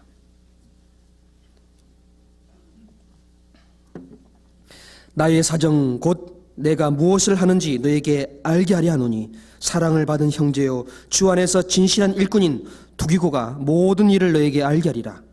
우리의 사정을 알게 하고 또 너희 마음을 위로하게 하기 위하여 내가 특별히 저를 너에게 보내어노라. 에베소 성도들에게 바울께서 또 두기고를 보내주면서 모든 일을 너에게 알게 하리라. 우리 사정을 알게 하고 너의 마음을 위로하게 하기 위하여 특별히 보낸다. 교제 가운데 주님을 위해 산 사람이 함께 뭔가 나올 때 그 사람은 각 사람의 걸음을 특별히 비치게 하시면서 깨닫게 하셔서 연약한 가운데 주님이 무엇을 하는지를 배우게 하십니다. 그래서 서로 사정을 알게 하고 서로 교제하고 서로 마음을 위로하도록 주님은 계속 묶어 나가십니다. 그래서 교제하기 위해서는 서로 사정을 알아봐야 됩니다. 어떤 사정이 있는지, 주님을 향한 마음이 어떠한지, 주님과 함께 받는 고난이 어떠한지를 서로 관심을 가지고 서로 교제를 나눌 때 주님은 그 가운데 뭔가 마음을 가지고 역사하십니다. 모든 성도들, 과거에 주님을 따라갔던 모든 분들은 다 그렇게 교제하며 살아가셨습니다. 우리도 그것을 보고 따라간 사람들입니다. 그런 교제가 없다면 우리는 점점점 약해집니다. 점점 힘이 빠지고 점점 요동하고요. 점점 믿음이 터가 연약해집니다. 그래서 교제 가운데 더욱 힘써야 됩니다. 또 주님 우리에게 위로하는 그 길이 또 하나 있습니다. 말씀으로 우리를 위로하십니다. 말씀으로. 이 말씀이 없다면 우리는 이길 수 없습니다. 이 말씀은 각 사람 영혼을 붙잡는 하나의 힘입니다. 그래서 고난 가운데 혼란 가운데 주님은 말씀으로 사람을 위로하시는 일을 하고 계십니다. 시편 71편을 보겠습니다. 71편 20절입니다.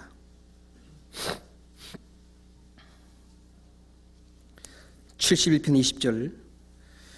우리에게 많고 심한 고난을 보이신 주께서 20절 같이 해보겠습니다. 21절까지 같이 읽겠습니다. 우리에게 많고 심한 고난을 보이신 주께서 우리를 다시 살리시며 땅 깊은 곳에서 다시 이끌어 올리시리이다. 나를 더욱 창대케 하시고 돌이키사 나를 위로하소서.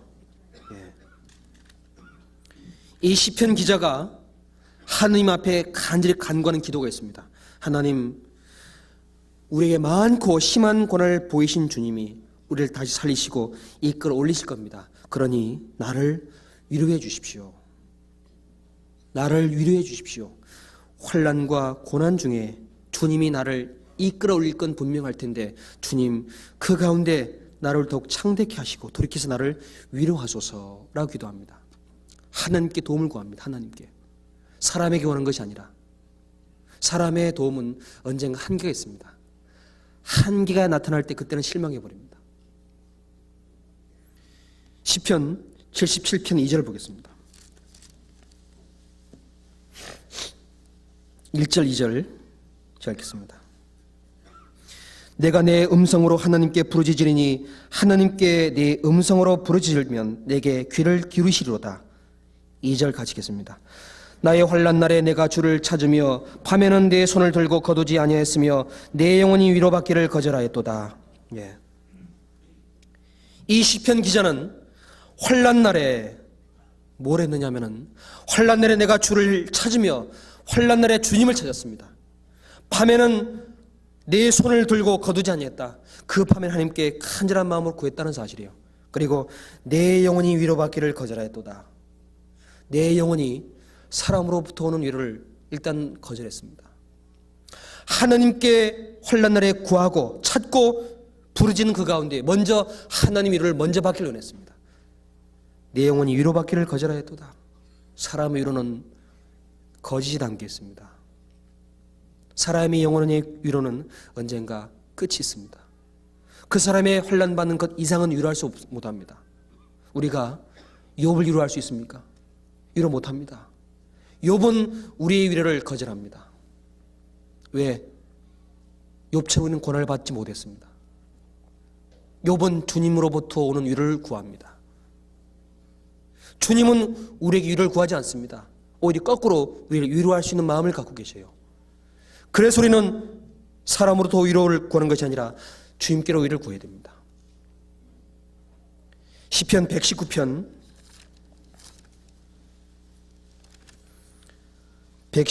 49절입니다.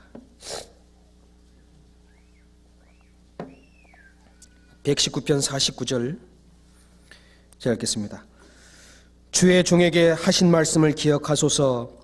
주께서 나로 소망 있게 하셨나이다. 이 말씀은 나의 곤란 중의 위로라. 주의 말씀이 나를 살리셨음이니이다. 교만한 자가 나를 심히 조롱하였어도 나는 주의 법을 떠나지 아니하였나이다. 52절 가지겠습니다. 여호와여 주의 옛 규례를 내가 기억하고 스스로 위로하였나이다. 이 시편 기자는 곤란 중의 위로가 주님의 말씀입니다. 무슨 말씀일까요? 주의 종에게 하신 말씀을 기억하소서. 주께서 나로 소망이 있게 하셨나이다. 그 사람 영혼 속에 소망을 자아낸 말씀들, 그 영혼을 기쁘게 했던 말씀들이 곤란 중에도 위로라. 주의 말씀이 나를 또한 살려주십니다. 곤란 중에 주님의 말씀이 그 사람 살려줍니다. 그래 주님의 말씀을 사모하는 마음을 갖기를 원하셔요. 그 말씀이 교만한 자가 나를 심히 조롱하고 주의 법을 떠나지 않는 그런 힘을 갖게 하고, 그리고 이 사람이 생각합니다. 주의 옛 규례를 내가 기억하고 스스로 위로하였나이다. 지금은 곤란 중에 있지만 주님의 옛 규례, 주님의 규례는 진실하지요. 교만한 자를 낮추시고 낮은 자를 높이십니다. 피천한 자를 들어 올리시고 귀한 자는 내린다고 말씀하셨습니다. 주님의 규례는 지금이나 예전이나 똑같습니다. 그 규례, 주님의 은혜를 베푸는 그 규례를 기억하고 스스로 위로하였나이다. 언제까지? 그 말씀을 위로 삼고 주님의 규례가 드러날 때까지 그 고난 가운데 말씀을 위로 삼고 걸어갔습니다. 그래서 구원받은 성도에게 말씀이 그 사람을 붙잡는 가장 중요하고 힘 있는 이유이기 때문에 우리는 말씀을 가까이 해야 돼요. 말씀을 멀리하면 그만큼 그 마음속에 이길 수 있는 근원은 적어집니다. 주님은 말씀으로 위로하십니다. 말씀으로. 어떤 분 이런 분이 있었어요. 자기 남편이 사업이 망했습니다. 집에 차비 들어오고 다 딱지가 붙어있고 집에 쌀이 떨어집니다. 아무것도 없어요. 하나님의 부르짖습니다. 하나님 도와주십시오. 나는 아무것도 없고 가진 것도 없고 연매할 양식도 없습니다. 그래서 이 분이 나가서, 이 자매님이 나가서 일해야 되겠다 싶어서 동사무소 가면 취로사업, 알선해주의 취로사업, 그 직원에게 나는 이런 사정이 있어서 나는 일하러 왔습니다. 나에게 좀 일을 선처해 주십시오 라고 구했습니다. 가는 날 이렇게 공공근로사업 일을 연결시켰어요. 자, 그 일을 하러 나갔습니다. 나갔는데 먼저 일을 하고 있는 사람이 있었겠지요. 그 사람들이 새로 오셨으니까 물어봤답니다. 어떻게 오셨습니까? 나는 이만저만 해가지고 그래서 살아보려고 왔습니다. 그 이방이 하는 말이 이런 말을 했답니다. 걱정하지 마세요. 하늘이 무너져도 솟아날 구멍이 있습니다. 그래요. 예, 그래요. 하늘 무너져도요 솟아날 구멍이 있습니다. 한번 물어보겠습니다.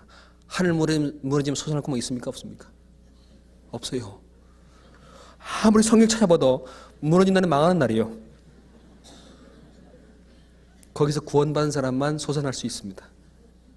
근데 이방인이 믿고 있는 하나가 있었어요. 뭘 믿어요? 속담, 옛말. 하늘 무너져도 솟아날 구멍이 있다고. 어디서 난 말일까요? 다 성경에 근거한 말입니다. 그런데 아득한 그림자 붙들고 있는 사람들이 그렇게 이고 살아갑니다. 참 충격받았어요. 내가 하나님을 믿는데 많은 말씀을 가지고 있고 많은 위로를 가지고 있지만 나는 낙마하고 거기에 슬퍼하고 있구나. 그날 정신 차려서 열심히 살고 있습니다. 이방인에 부끄럽지 않도록 믿음으로. 주님만 아시겠지요? 곤란 중에 내가 살 수 있는 말씀, 곤관 중에 나를 풀어주는 힘이 되는 말씀. 요셉을 먼저 보내주시고 거기서 하나님은 야곱과 그 자녀를 구원했습니다. 근데 야곱이 자기 요셉을 잃어버린 다음에 자식들이 하는 위로를 거절했습니다.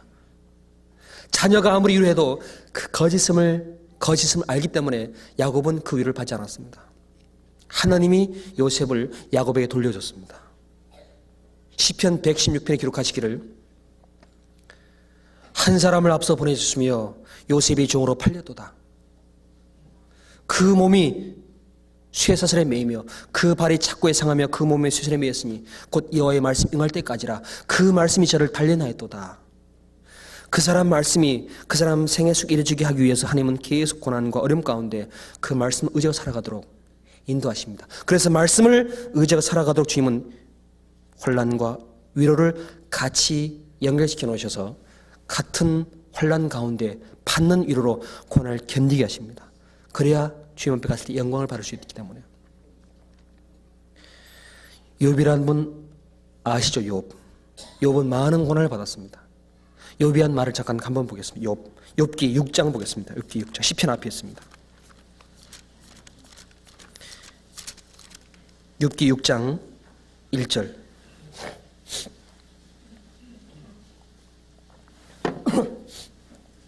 욥기 6장 1절. 욥이 대답하여 가로되 나의 분한을 달아보며 나의 모든 재앙을 저울에 둘 수 있으면 바다 모래보다 무거울 것이라. 5절. 들나귀가 풀이 있으면 어찌 울겠으며 소가 꿀이 있으면 어찌 울겠느냐. 10절. 그럴지라도 내가 오히려 위로를 받고 무정한 고통 가운데서도 기뻐할 것은 내가 거룩하신 이의 말씀을 거역지 아니하였음이니라. 14절. 피곤한 자 곧 전능자 경외하는 이를 피한 자를 그 벗이 불쌍히 여길 것이오늘 나의 형제는 내게 성실치 아니함이 시냇물의 마름 같고 개울의 잦음 같구나. 예. 욥께서 하신 말씀을 가만히 살펴보면은 이 욥이 받은 모든 재앙을 저울에 달아보니까 마치 바다의 모래보다 더 무거울 것이다라고 표현합니다. 욥이 받은 고난 재앙처럼 무거운 분 계십니까? 아무도 없습니다. 그 고난을 비유하기를 바다 모래보다 무거울 것이다. 내가 받은 하나님부터 받은 재앙을 달아보면은 저울로. 들나귀가 풀이 있으면 어찌 울겠느냐? 소가 꼴이 있으면 어찌 울겠느냐? 그러나 지금 내가 받는 고난 가운데 위로를 받을 수 없다. 친구는 찾아왔지만은 성실치 아니함이 시내가 마른 것 같다. 불쌍히 여기는 것이 마땅하거늘 불쌍히 여기는커녕 거꾸로 오히려 마음을 찌르고 고통을 더 더한다. 그러나 이 욥은 말하기를 내가 오히려 위로를 받고 무정한 고통 가운데 기뻐할 것은 내가 거룩하신 이의 말씀을 거역지 아니하였다. 나는 이 모든 바다 모래처럼 무거운 이 고난과 아무것도 가진 것이 없이 메말라 있는 가운데 고통을 받는 그 가운데 기뻐할 것은 하나 있다. 뭐냐? 내가 주님의 거룩한 말씀을 내가 거역한 것이 없다는 것을 나는 위로 삼는다. 세상 가운데 많은 것을 누리기 위해서 거역한 것보다 그것을 포기하고 말씀 가운데 그 말씀만 의지하고 위로받는 것은 주님은 언젠가 그대로 돌려주십니다. 그래서 말씀을 거역하는 일보다 차라리 포기하는 게 낫겠다. 그런 마음을 욥은 그 고난 가운데 토했습니다. 오히려 위로를 받고 무정한 고통과 기뻐할 것은 뭐냐? 말씀을 내가 거역지 아니하였다. 어떤 경우일지라도. 나중에 욥기 끝장에 보면은 그 동네 사람들, 가족들, 종들이 와서 다 위로했다라고 되어 있습니다. 하나님은 그 사람에게 2배나 갚아줬다라고 말씀하셨습니다. 금꼬리와 은꼬리 가서 주고 가면서 위로했습니다.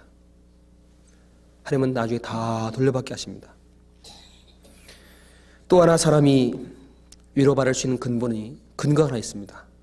주님이 다시 오신다는 사실이에요. 다시 오신다. 다시 나를 데리러 오신다. 지금은 안 계시고 가셨지만은 다시 오신다. 우리와 함께 속에 계신 주님이 역사가 있지만은 우리를 모든 것 가운데 해방을 시키는 날이 온다.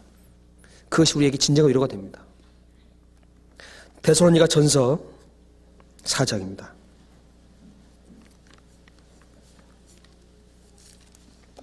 4장 13절.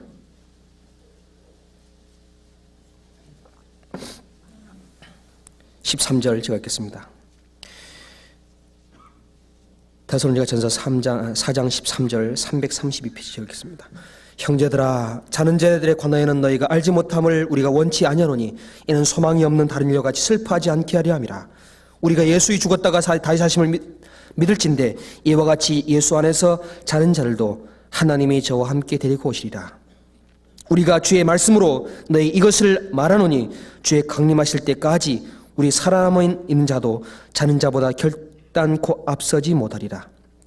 주께서 호령과 천상의 소리와 하나님의 나팔로 친히 하늘로 쫓아 강림하시리니 그리스도 안에서 죽은 자들이 먼저 일어나고 그 후에 우리 살아남은 자도 저희와 함께 구름속으로 끌어올려 공중의 주를 영접하게 하시리니 그리하여 우리가 항상 주와 함께 있으리라. 18절 같이 읽겠습니다. 그러므로 이 여러 말로 서로 위로하라. 그러므로 이 여러 말로 서로 위로하라. 그러므로 말씀하셨습니다. 미리 말씀하신 내용은 주님이 다시 오실 때 주님 안에서 살다가 가족이 휘어졌다면, 사랑하는 사람과 죽음으로 나눠졌다면 염려하지 마라. 다시 주님을 데리고 오실 것이다. 다시 데리고 올 거다. 그리고 주님은 강림하실 때 우리를 주님과 함께 변케할 거다. 그리고 항상 주와 함께 있을 것이다. 그러므로 이 여러 말로 서로 위로하라. 위로할 수 있는 근거를 말씀하셨습니다. 주님이 이제 다시 오셔요. 잠시 후에 오십니다. 가까이 와 계십니다. 그리고 주님은 함께 데리고 오십니다. 그동안 많은 고난과 환난과 고통 가운데 살아갔던 선인들이 다시 부활된 모습으로 우리를 만나주시고 그 가운데 받은 위로 가운데 함께 얻었던 위로를 가지고 서로 기쁨으로 나눌 때가 와요. 그때까지 우리는 이 세상 가운데 서로 위로하라. 서로 위로하라. 주님이 다시 올 때 우리는 가장 바랐던 기쁨이 이루어진 날이에요. 낮에나 밤에나 눈물 머금고 우리 주님 오시기만 고대합니다.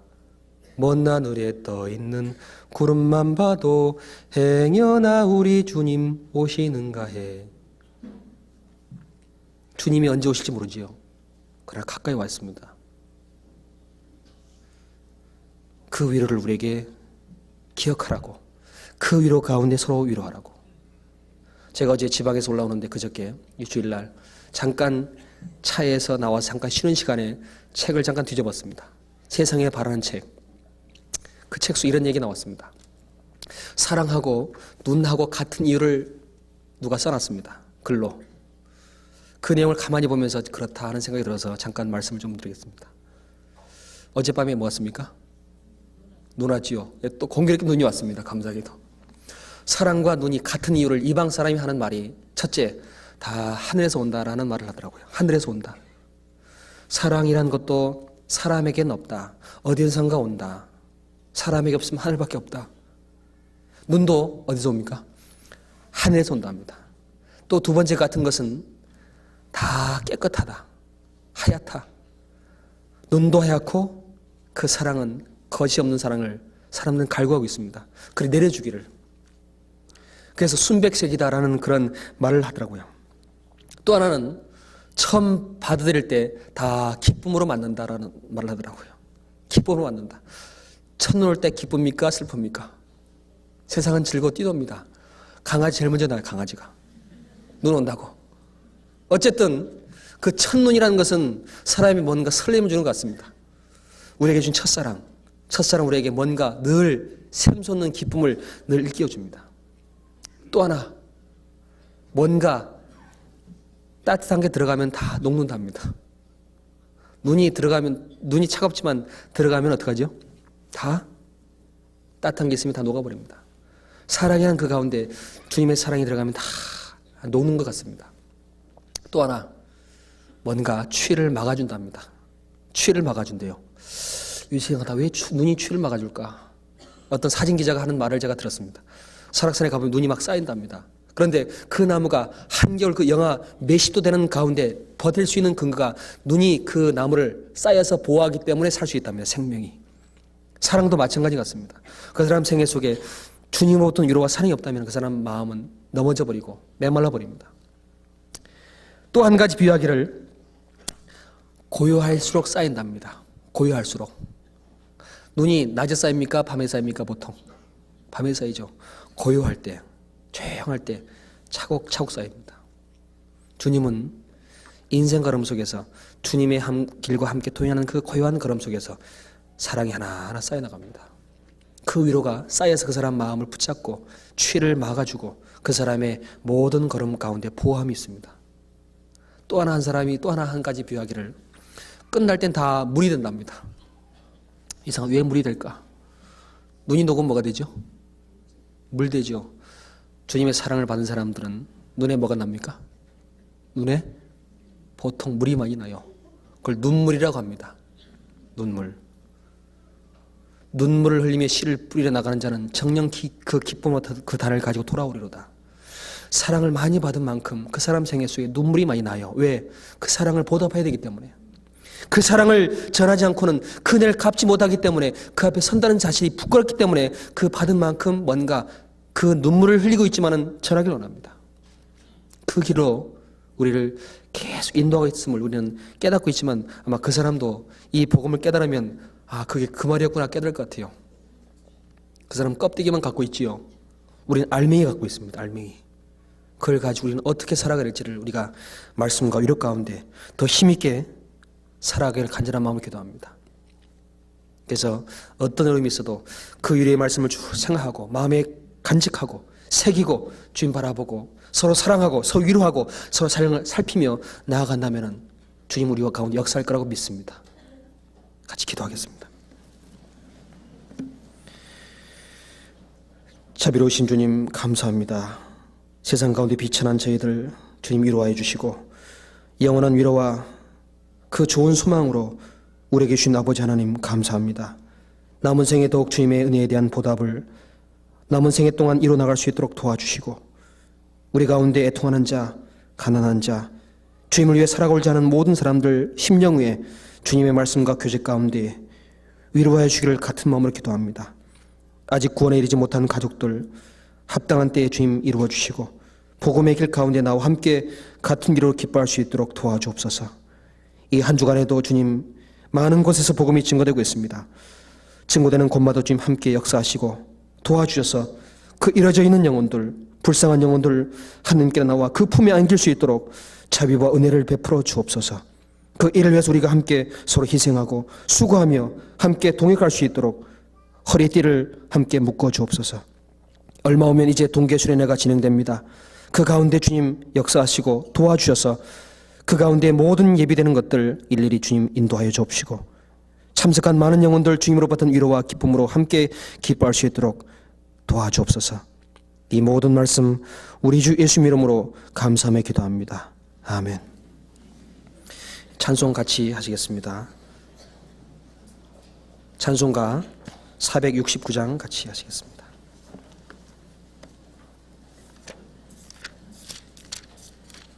(469장) 같이 찬송하시겠습니다.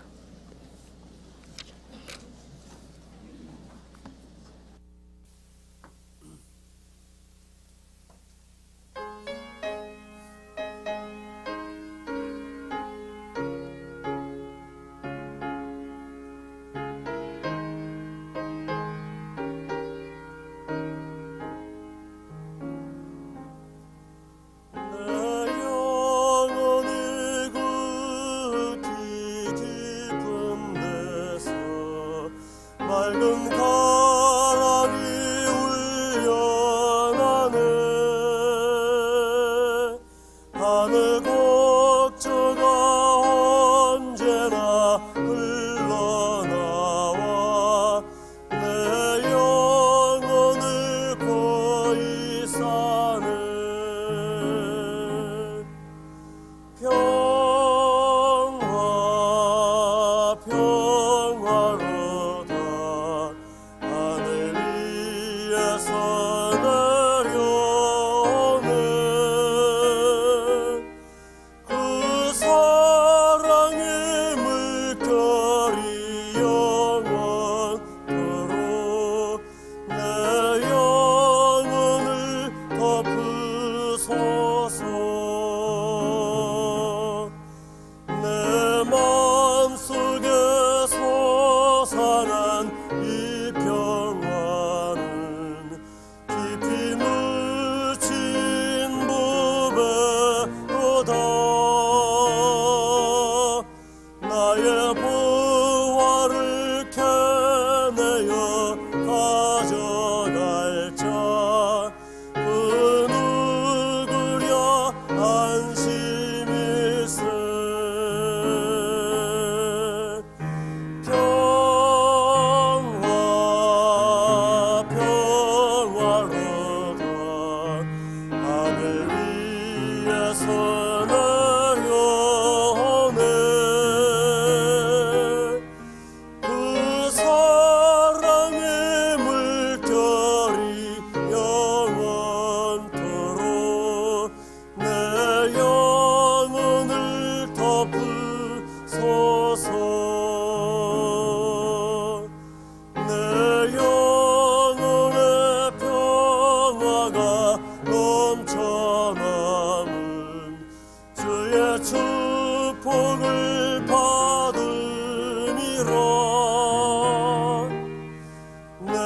주야로 주님과 함께 있어 내 영혼이 편이시네 평화 평화로다 하늘 위에서 내려오네 그 사랑의 물결이 영원토록 내 영혼을 덮으소서 이 땅 위에 험한 길 가는 동안 잠든 평화가 어디 있나 우리 주 예수를 친구 삼아 참 평화를 누리겠네 평화 평화로다 하늘 위에서 내려오네 그 사랑의 물결이 영원토록 내 영혼을 덮으소서. 예, 광고 말씀해 주시겠습니다.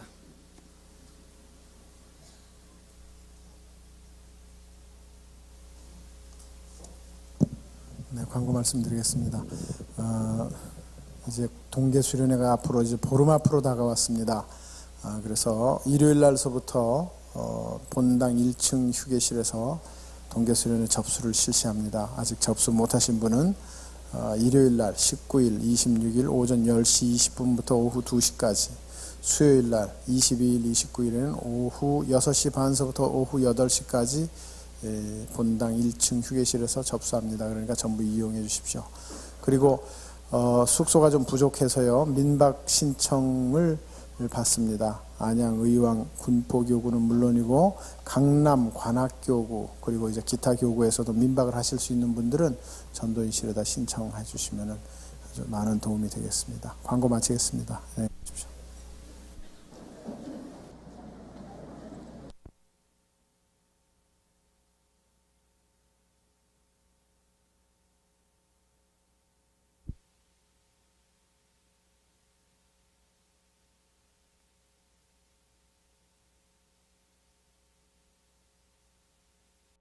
그가 권세를 받아서 한 때와 두 때와 반 때를 지내리라. 몇 때 반? 세 때 반, 3년 반. 세 때 반을 지내리라. 그렇게 알려줍니다. 자, 확인해 보겠습니다. 다니엘 7장. 다니엘 7장